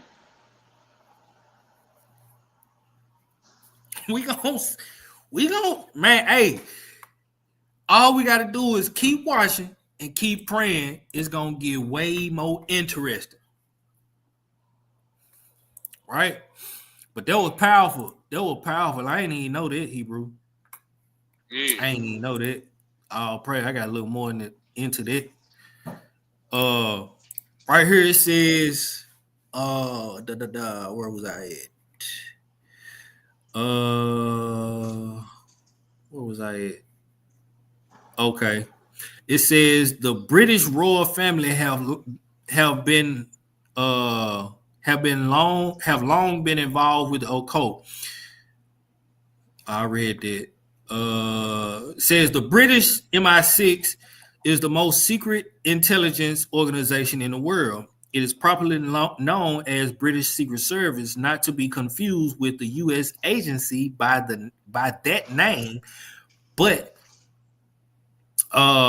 performing a different function entirely. Yeah, there is American MI6, but it's different from the British MI6. They only deal with the royal family, right? The British royal. You see this in movies like James Bond. That's MI6. The British MI6. Yeah, Mission Impossible. Yeah. They the American MI6 in Mission Impossible, but the British MI6 is James Bond, right? It says the British royalty have served important figureheads to British Freemasonry, lending credibility and respectability. Hold on, Hebrew. Hold on. They showed you the birth of MI6 in that movie Kingsman. Yep.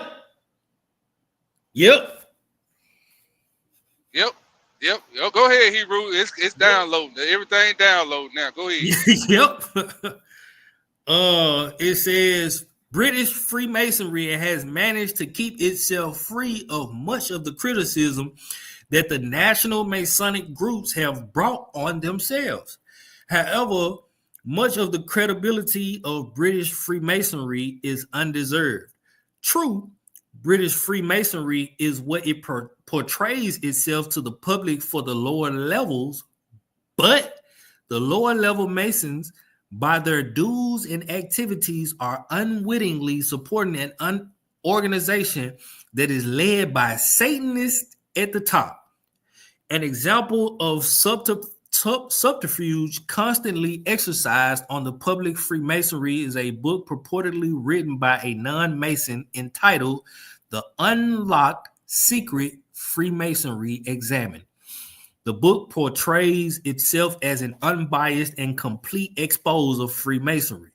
The book states unequivocally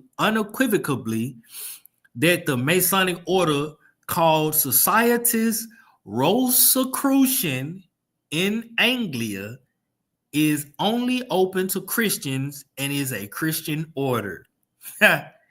However, Edith Starr Miller reprints copies of a number of letters from the chief of the Societas Rosicruciana in Anglia, which show that the English Grand Masonic Lodge, the SRIA, the OTO, and the German Illuminati are all working together. She briefly explains how she obtained the letters. That's it on that. And this is all he found on the Mare of Edges. This is all he was able to find on the Mare of Edges. But guess what?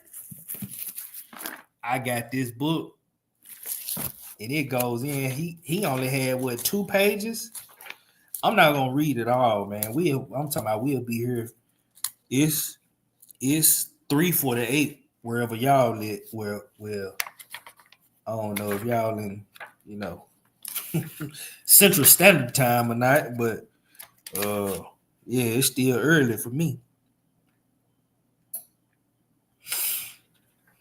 But I ain't gonna read this. I will come back next week and finish reading. I'm gonna read all of this chapter 65 on the Merovingians, right? Most High willing.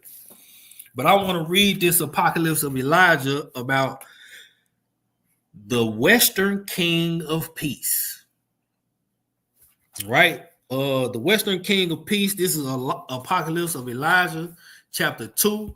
And I'm going to start at verse 6 in the Pseudepigrapha, volume 1, page 740. It says, and a king who will be called the King of Peace will rise up in the west. That's why they got to take Trump out the way. He will run upon the sea like a roaring lion. He will kill the king of injustice, and he will take vengeance on Egypt with battles and much bloodshed. It will come to pass in those days that he will command a peace and a vain gift in Egypt. He will give peace to those who are holy, saying, the name of God is one. He will give honors to the saints and exalting to the places of the saints. He will give vain gifts to the house of Yah. He will wander around in the cities of Egypt with guile without their knowing. He will take count of the holy places. He will weigh the idols of the heathen. He will take count of their wealth. He will establish priests for them. He will command that the wise men and the great ones of the people be seized, and they will be brought to the metropolis which is by the sea, saying, there is but one language. But when you hear peace and joy exist,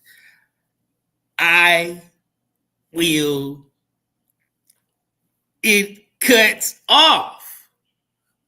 I don't like that, right? Oh, yeah. They cut that out. Oh no, yeah, they cut that out. That really gives it away. Yeah. Now the question is the West is talking about is it there be Babylon over here, or is that the West talking about something else? And is that Egypt talking about spiritual Egypt, or like it says in Revelation, spiritual Egypt in Sodom? Because Egypt is all over the earth. Egypt is all over the earth. Because see, the Most High even tell us that in 2nd Esdras 12 and 10.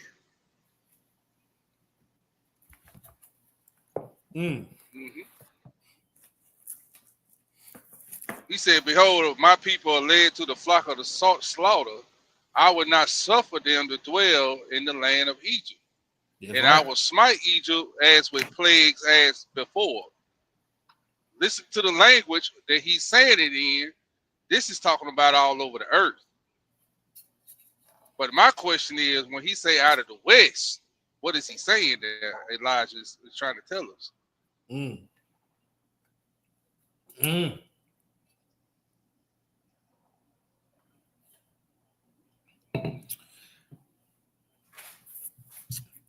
The mysteries.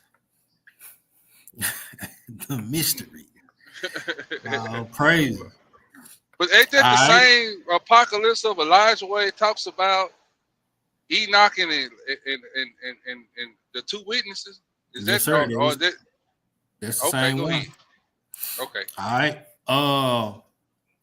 Now I'm gonna play this video. This is about a 10-minute video. This is the shortest video I'm gonna play tonight. I'm gonna let it run all the way through. And then we're going to get into this article about the most powerful man in the world. All right. Now pay attention.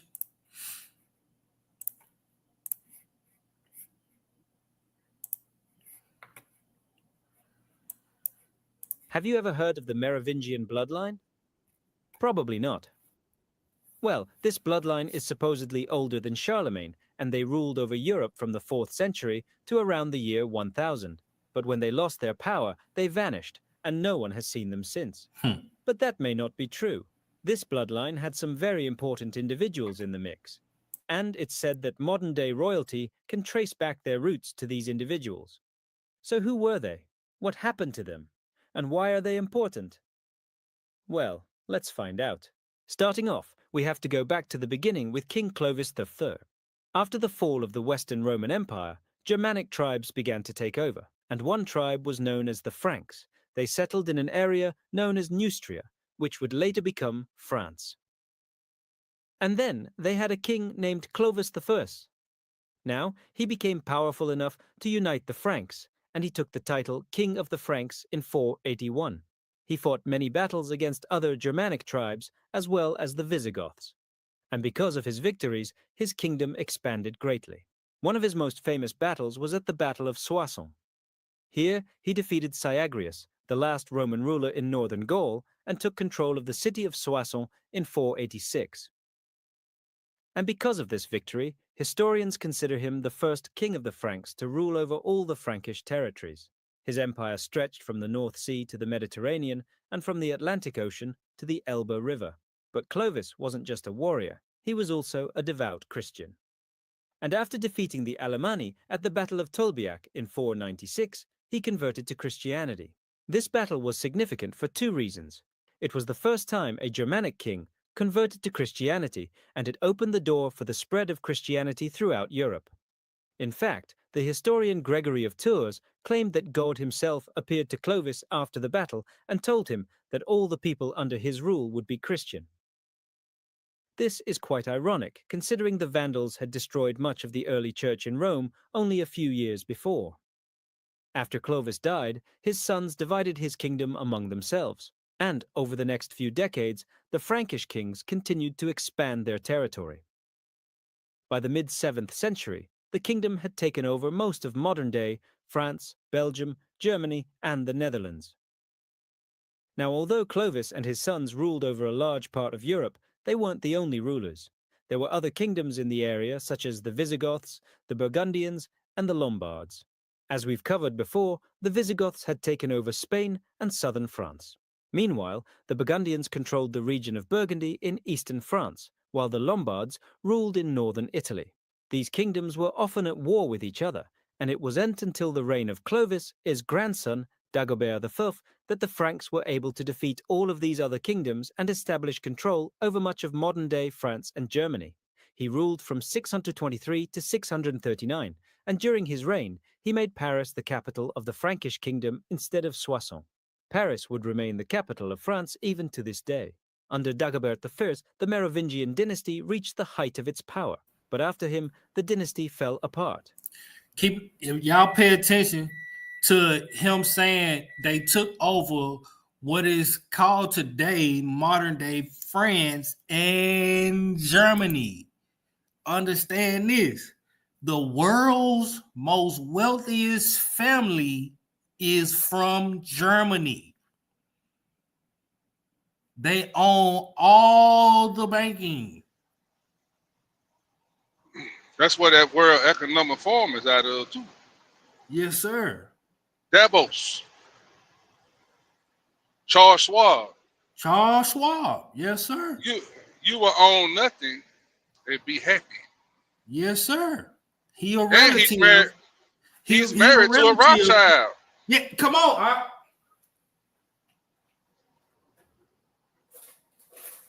And he owned real estate and property out in Dallas, Texas. Now, why y'all think he stepped down? Oh yeah, go ahead, tell us, baby. Why y'all think he stepped down? It ain't because he ready to retire or he tired or he getting old. He going into hiding. Why y'all think it's so much emphasis and eyes being set on Greenland? These heathens is trying to run into their bunkers. For the coming of the just one. They look, they getting out. These 10 kings are preparing to get ready to get their kingdom or their rule 1 hour with the beast so they can give over their power to the beast. Mm-hmm.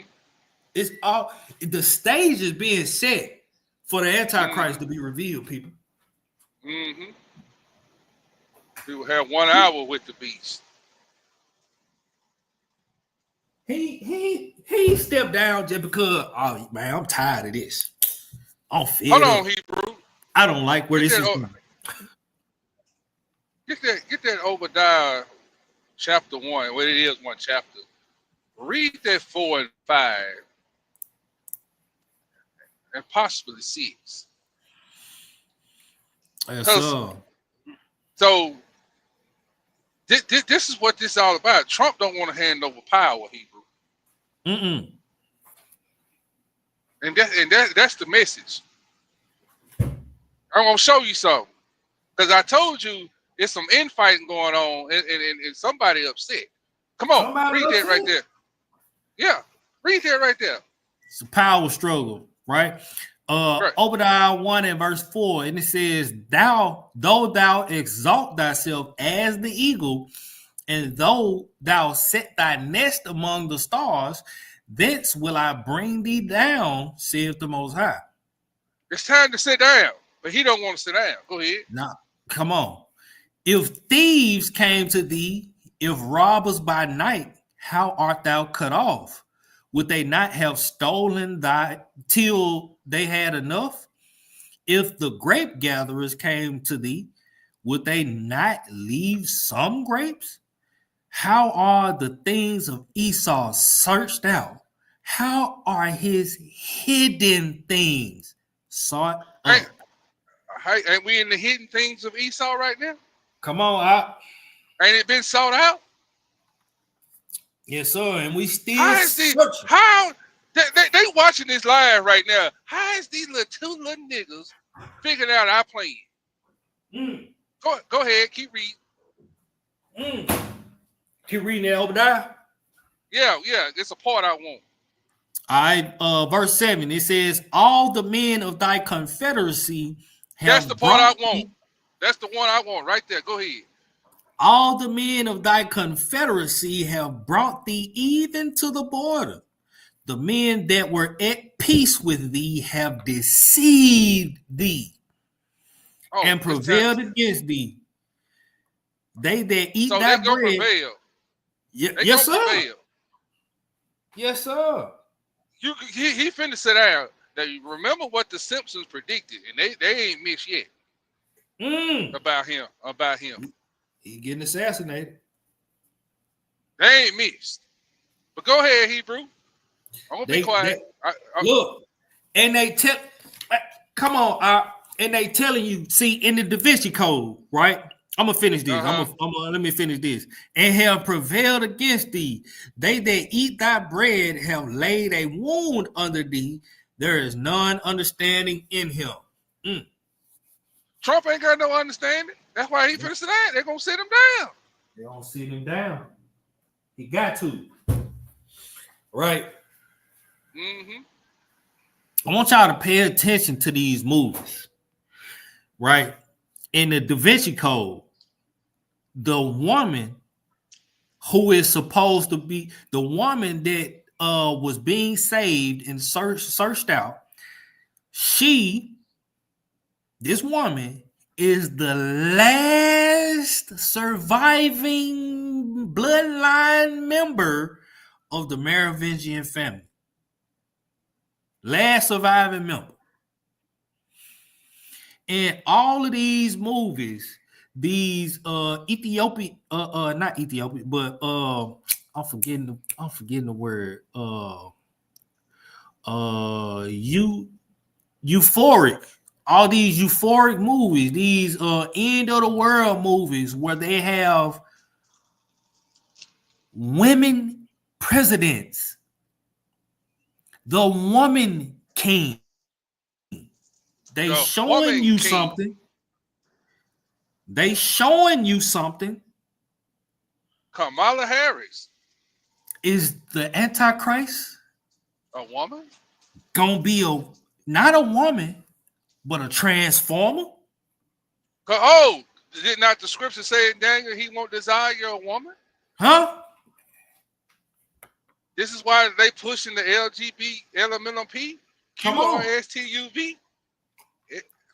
They already passed the law. If you speak out against it, it's hate speech. It's hate speech. You can go to jail. Hey, I was saying that when I saw that, and I've been on our platform before they took the channel away. I taught that. I said, Don't be surprised that he a homosexual. And they say, you know, people like, what you mean? I read it there. He would not desire a woman. What? He don't desire women? What kind of man is this? Ain't that what they push in their movies? Tyler Perry. Yep. Huh?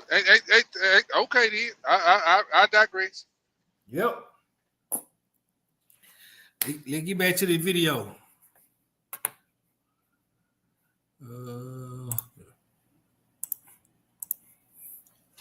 Let me explain. You see, after Dagobert I died, his kingdom was split up among his sons, and this caused a civil war between the different Frankish nobles, and eventually the mayors of the palace took over the kingdom. Who were the mayors of the palace? Well, they were royal officials who were in charge of managing the king's household, and as the Frankish kings became weaker and weaker, the mayors of the palace gained more and more power. Eventually, in 751, the mayor of the palace, Pepin the Short, overthrew the last Merovingian king and established a new dynasty known as the Carolingian dynasty. This marked the end of the Merovingian dynasty, but the Carolingians were only supposed to rule for 4 generations, and after that, the bloodline was supposed to go back to the Merovingians. But when that happened, things got a little messy. After Pepin the Short died, his son Charlemagne took over, and he would become one of the most famous rulers in history. He expanded the Frankish kingdom into what is now France, Germany, Austria, Belgium, the Netherlands, and parts of Switzerland, northern Italy, and Spain. He was also responsible for the creation of the Carolingian Renaissance, which was a cultural and intellectual movement that took place in Europe during the 9th century. Charlemagne was a devout Christian, and he worked to spread Christianity throughout his kingdom. He also established schools and monasteries, and he encouraged the translation of ancient texts into the vernacular languages. After Charlemagne died in 814, his empire was divided among his grandsons, and this led to a series of civil wars known as the Treaty of Verdun. The outcome of this treaty was that France, Germany, and Italy became separate kingdoms, and this led to the decline of the Carolingian dynasty. By the middle of the 10th century, the dynasty had completely fallen apart, and there were no more heirs left. Now, as I mentioned earlier, the Merovingian dynasty was supposed to take the throne again after the Carolingians. But that didn't happen right away. In fact, it didn't happen for another 100 years. You see, after the Treaty of Verdun, the French nobles chose a distant cousin of Charlemagne named Hugh Capet to be the king of France. This marked the beginning of the Capetian dynasty. So the Merovingians were supposed to take the throne back in 987, but Hugh Capet was still king. So what happened? Well, here's where things get a little confusing. You see, the last male member of the Carolingian dynasty was named Louis the Child. He was the son of Charles the Bald, and he had 2 daughters, Adelaide and Gerberga. When Louis died in 875, his widow married a man named Boso, who was the Count of Arles, and together they had a son named Boso the Elder. Now, some historians claim that Boso was the illegitimate son of Louis the Child, while others claim that he was the legitimate son of Boso and Louis's widow. But either way, when Adelaide and Gerberga died, Boso the Elder inherited the title of King of the Franks. So now we have Boso the Elder as the last Carolingian and Hugh Capet as the first Capetian. But there was another claimant to the throne, and that was a descendant of Clovis named Robert the Pious. He was a duke in the region of Burgundy, and he claimed that he was the rightful heir to the throne. So now we have 3 claimants to the throne, Boso the Elder, Hugh Capet, and Robert the Pious. And it seems like Robert the Pious was the most popular claimant, because in 973 he was chosen as the king of the Franks by the nobles. So now the Capetians were done for, right? Wrong. You see, Robert the Pious died in 996, and his son, the future King Robert II, was only 6 years old when he inherited the throne. So his mother, Adelaide of Italy, acted as regent until he came of age. But she was unpopular with the nobles, so they turned to Hugh Capet and made him co-regent. And this led to a civil war between the supporters of the 2 factions. That's exactly how a world war is going to start in days. Through a civil war. Let me show you.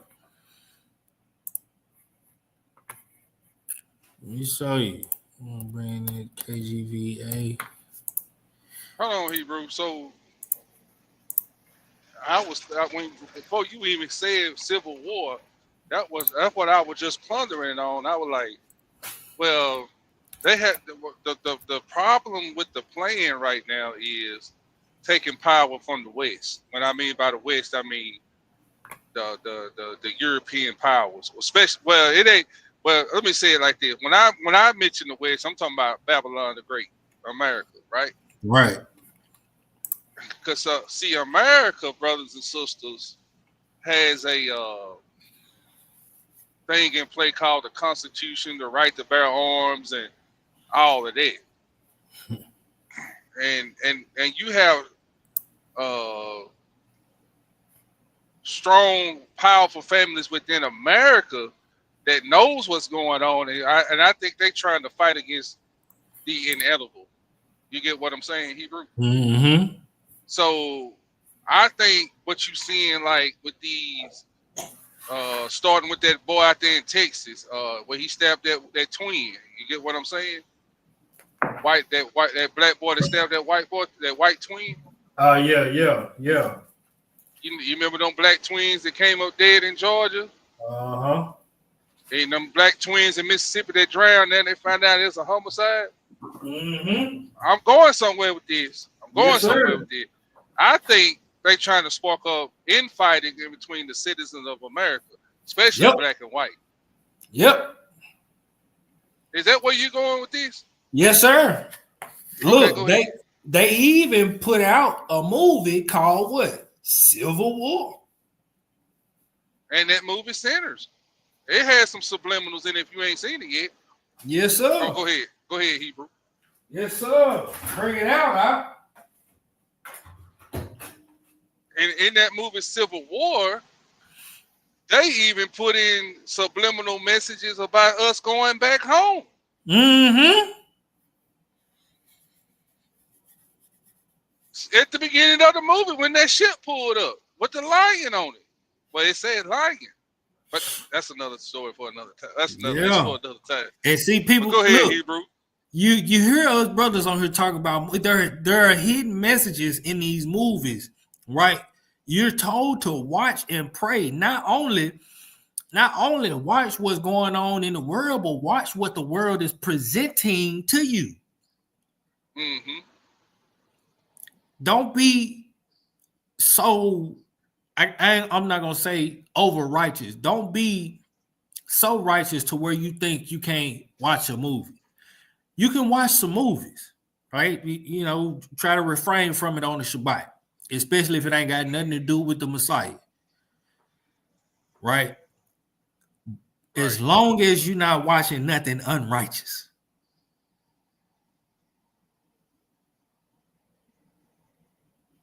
As long as you're not putting it before the Most High. Have your entertainment. But within that entertainment, also draw from it something that you can apply wisdom to and something that you can achieve a higher understanding from that pertains to educating and edifying your people and to your higher spiritual understanding of the scriptures. Mm-hmm. Right? Now, we talking about civil war, right? This is 2nd Ezra chapter 13 and verse 29. It says, behold, the days come when the Most High will begin to deliver them that are upon the earth. And he shall come to the astonishment of them that dwell on the earth. And one shall undertake to fight against another. Mm-hmm. One city against another. Uh-huh. One place against another. One people against another. And one realm against another. Mm-hmm. That's civil war. Mm-hmm. Hey, Hebrew, and it also goes into deeper detail in what 2nd Ezra 16 or 15, where it said, Man gonna desire to go into a city and can't. And also it talks about they'll be spoiling your house, looking for something for bread to eat. And also it says, what else it say? It said something else. It'll be sedition, great insurrection amongst men. That's civil war. Civil war. Right here, let's read it. 2nd Ezra, chapter 15, verse 14.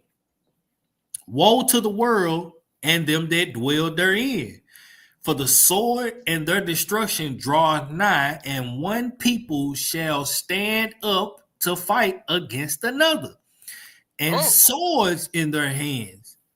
Well, guns in their hand. Guns in their hand, yes, sir. And there shall be sedition among men, and invading one another. They shall not regard their kings, presidents, nor princes, vice presidents, and the course of their actions shall stand in their power. A man shall desire to go into a city and shall not be able.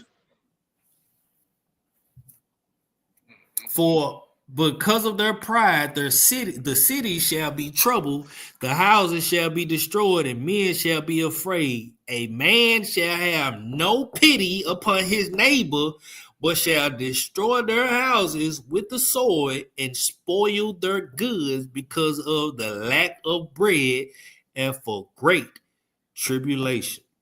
Great tribulation. So this is where we at right now. Yes, sir. Why you think the Most High let this heathen put the terrorists? It's already here, basically. Yes, it's just looking for the right. Okay, if y'all don't think it's here, you ain't never seen a Negro take out a police officer over killing a loved one. Now we just saw that. Yes, sir.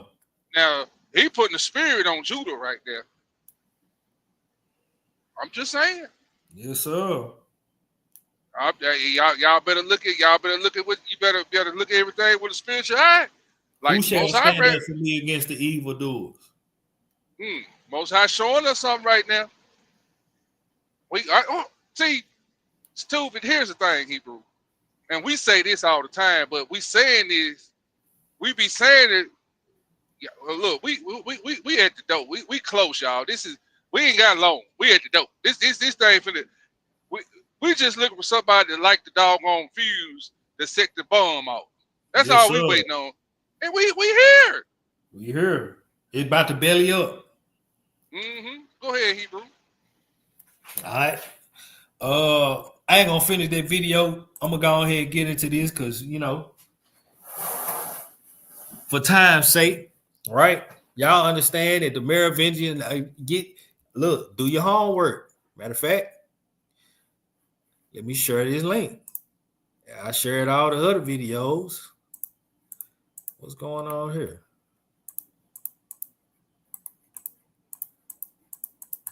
What's going on?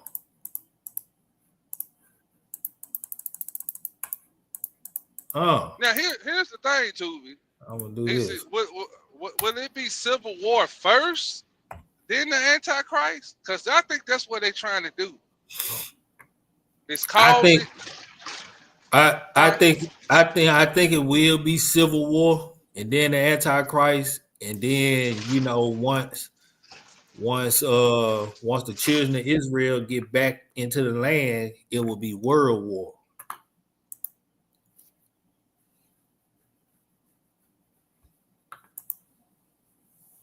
Because it said it was Isaiah, we'll be leaving here on eagle's wing. I mean on not eagle's wing, but doves like and windows, something like that. Yeah. Something like flying that. as doves to their windows, Isaiah 60. What I was thinking. Why does you don't want to let me share? Interesting. Let me see some.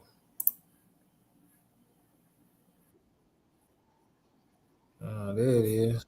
Okay. No, that was weird. All right. So this right here, right? Let me share this also in the chat. All right. This is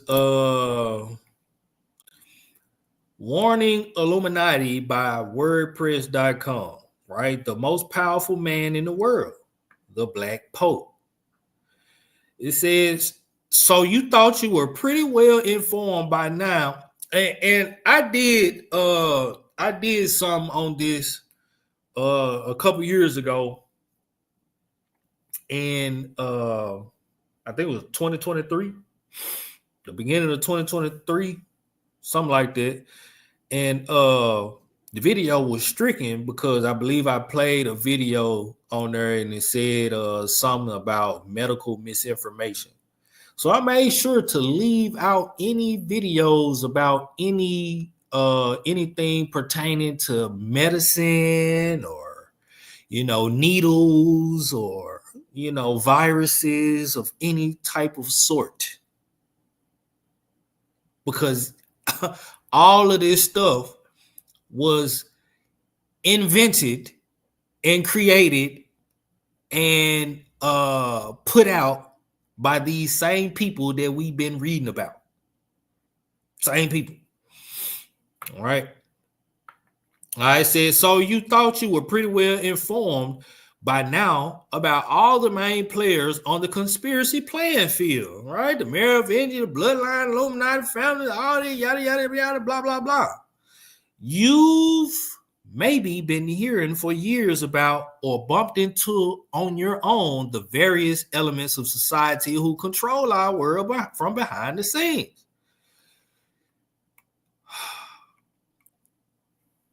So this video right here, I think I was able to, I want to say I was able to play it, or I found it on YouTube and played it through YouTube. But you see now that this video that they have on here,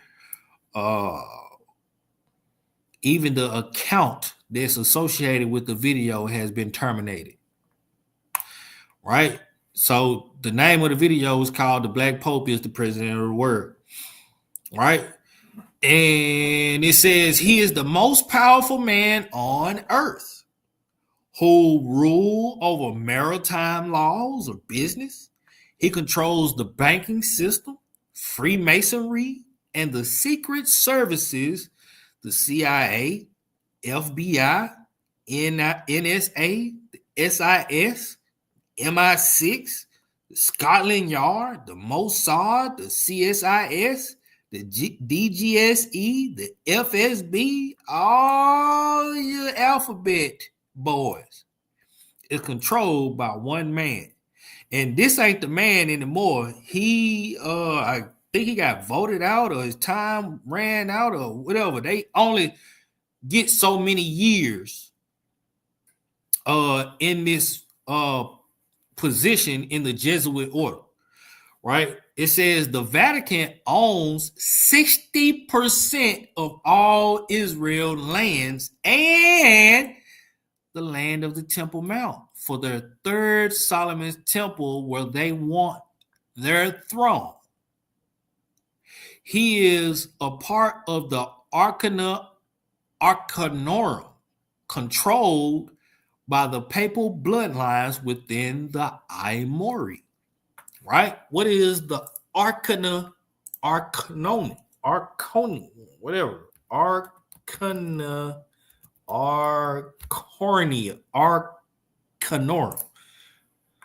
Right?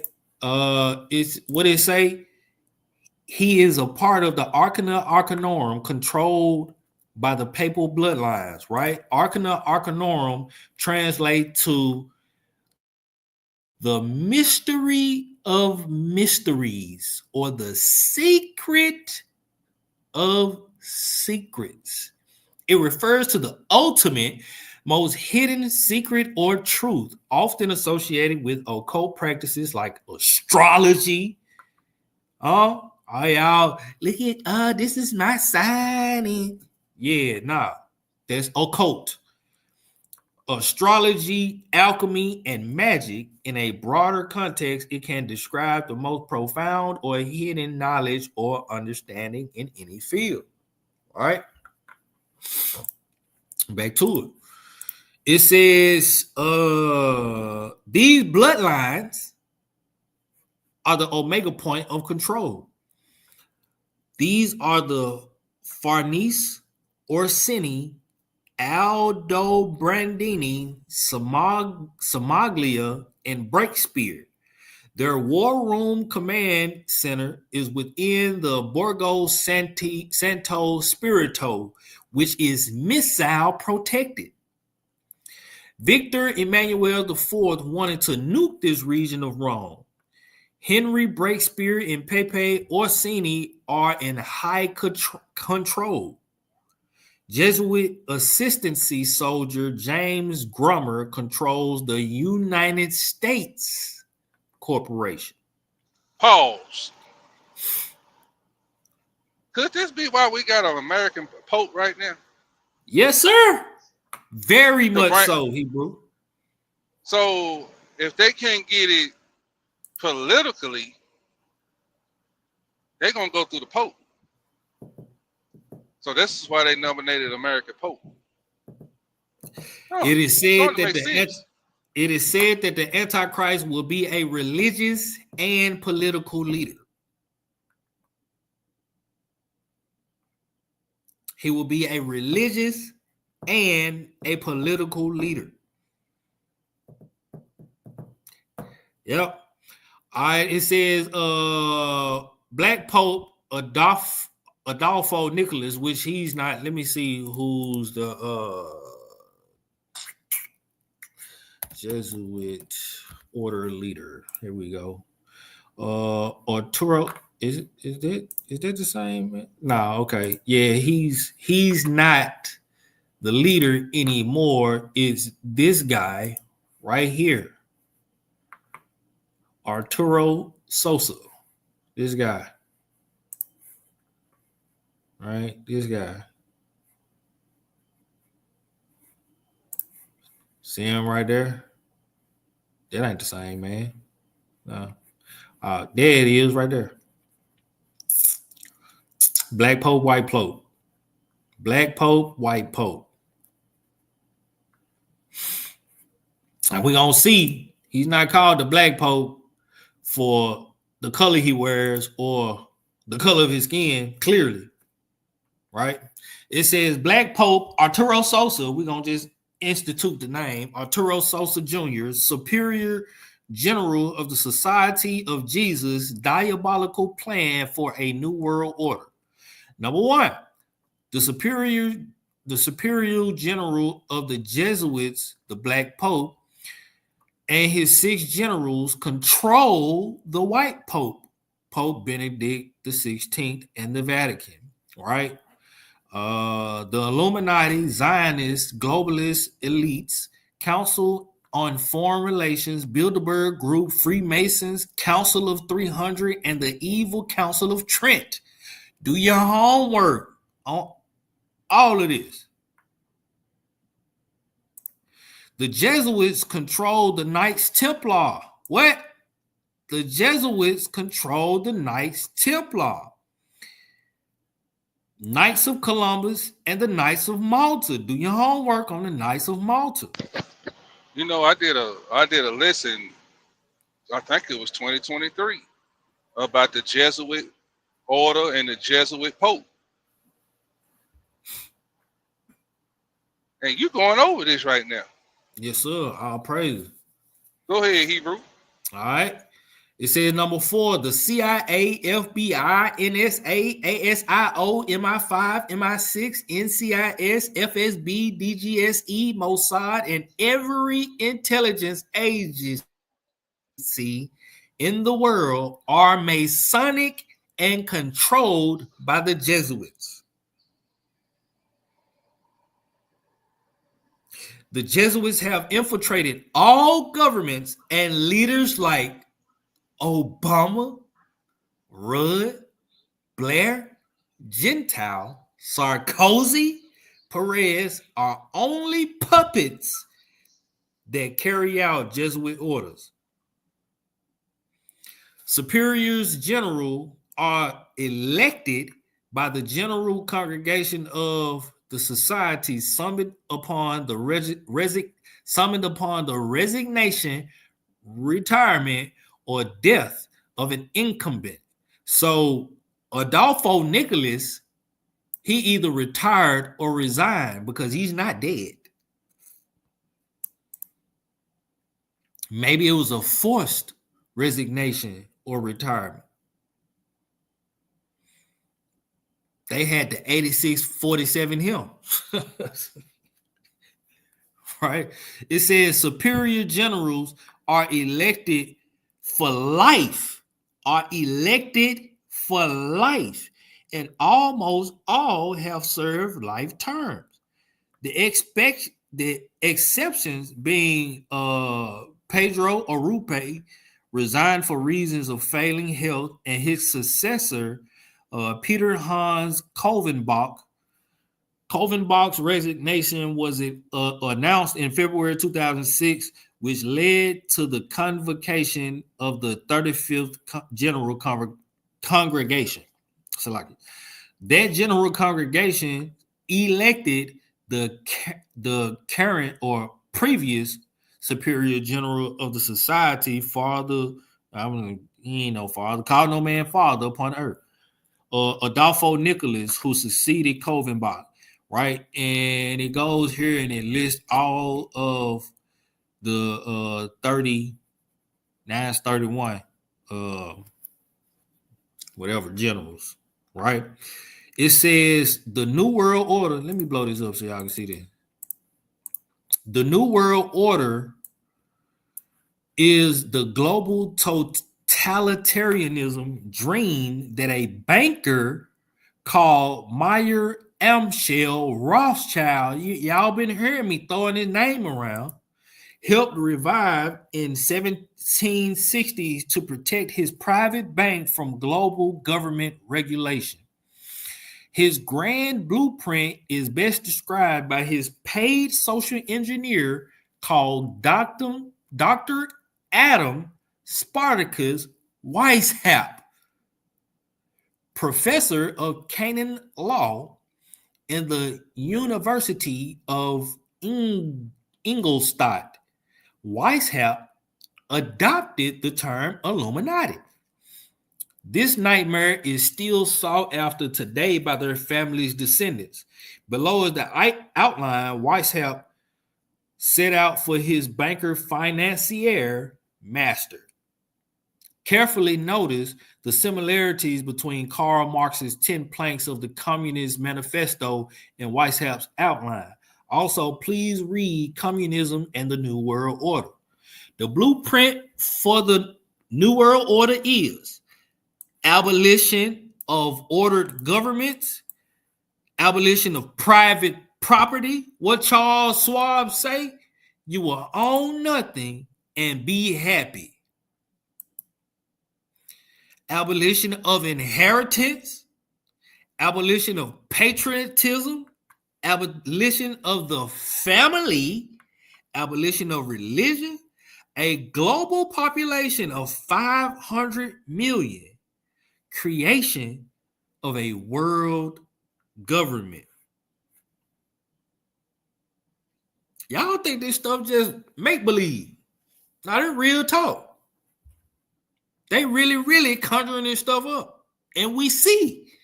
This is what the G20 and all these world summits they be at, the UN, these meetings they be having. This is what this stuff is about. This is what it's about. And while they doing this, Israel is out here being so damn stupid, arguing about doctrine, arguing about a name. What's the right name? Should we be keeping the law? Should we be wearing fringes? What day we supposed to keep the Sabbath? Is it sun up to sun up or sundown to sundown? We arguing over stupid crap. While these folks is behind the scenes planning your destruction. Get it together. Right? It says Meyer Amschel Rothschild, 1828, allowed me to issue and control the money of a nation, and I care not who writes the laws. Even a 4-year-old can understand that people with control of money write the laws. Some of the biggest men in the United States in the field of commerce and manufacture are afraid of something. They know that there is power somewhere so organized, so subtle, so watchful, so interlocked, so complete, so pervasive that they had better not speak above their breath when they speak in condemnation of it. Woodrow Wilson. We don't care. Curse be ye. We don't care. All right, it says, so who is this subtle, complete, organized power that Wilson is talking about? The answer to that, my friends, is the Jesuits. Who are the Jesuits, you may ask? Aren't they just missionaries, priests, and general do-gooders who establish schools, universities, and pride themselves in being pillars in the community? No. If so, then why was the Jesuit order abolished in over 80 countries in 1773? JEC, that's just a Jesuit, right? Shepherd states that between 1555 and 1931, the Society of Jesus, that is the Jesuit order, was expelled from at least 83 countries, city-states, and cities for engaging in political intrigue and subversion plots against the welfare of the state, according to the records of a Jesuit priest of repute, Thomas J. Campbell. Practically every instance of expulsion was for political intrigue, political infiltration, political subversion, and inciting to political insurrection. They are overlords of chaos. How do you get a new world order? What's their motto? Novo Ordo Seclorum. Order out of chaos. That's not the frame. That's not the term. That's New World Order. But order out of chaos is their motto for the New World Order. Order out of chaos. Right? It says, in a nutshell, the Jesuits are warlords, assassins, teachers, infiltrators, tyrants. They tried their hand at global domination with the League of Nations. Do your homework on League of Nations. But it failed. Now they are trying again under a new name, the United Nations. And it's about to work. What people are not understanding is that the Jesuits command the White Pope and the Vatican City, Obama, Bush's, Clinton's, Blair's, Perez, Rudd, Gentile, Sarkozy, Medvedev, and frankly, every government on earth, including the Evil Council of Trent, the CFR, Council of Foreign Relations, Illuminati, the Zionists, the Bilderberg Group, the Freemasons, the Knights of Malta, the Knights of Columbus, the Knights Templar, the Council of 300, and every intelligence organization in the world all have ties to the Jesuit order, and more specifically, the Superior General of the Jesuits, known as the Black Pope, Arturo Sosa Jr., because Adolfo Nicolas has resigned, who as of January 19, 2008, succeeded Peter Hans Kovenbach as the 30th Superior Jesuit General of the Jesuit Order. Right? Said the following material contained in Congressional Record House Bill 1523, contested election case of Eugene C. Bunnywell against Stas S. Butler, February 15, 1913, pages, yada, yada, yada, blah, blah, blah. The oath appears in its entirety in the book, The Suppressed Truth About the Assassination of Abraham Lincoln, right? I'm not about to read this oath because I ain't taking no oath. The only oath I take is to serve the Most High with all of my heart, with all of my might, with all of my soul. That is it, right? All of that was the oath, right? All of this is the oath, and then it goes into questions and answers, and I ain't gonna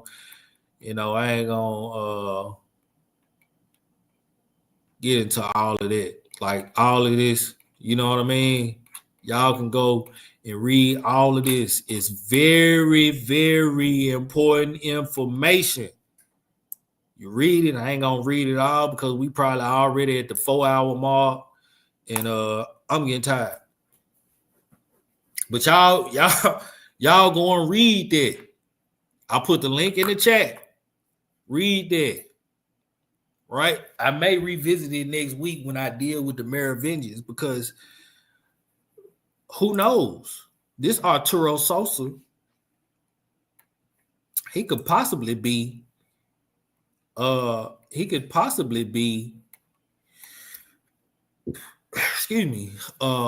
offspring of the Merovingian, or in the Prairie of Zion. Who knows? But now he is the president of the world. And when he was elected, he was elected for life. So he's in there until he die, or until he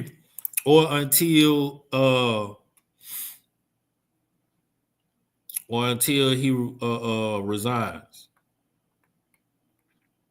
All right. And I pray y'all got some understanding. That's all I got. Hebrew, you got anything you want to add before we get up out of here?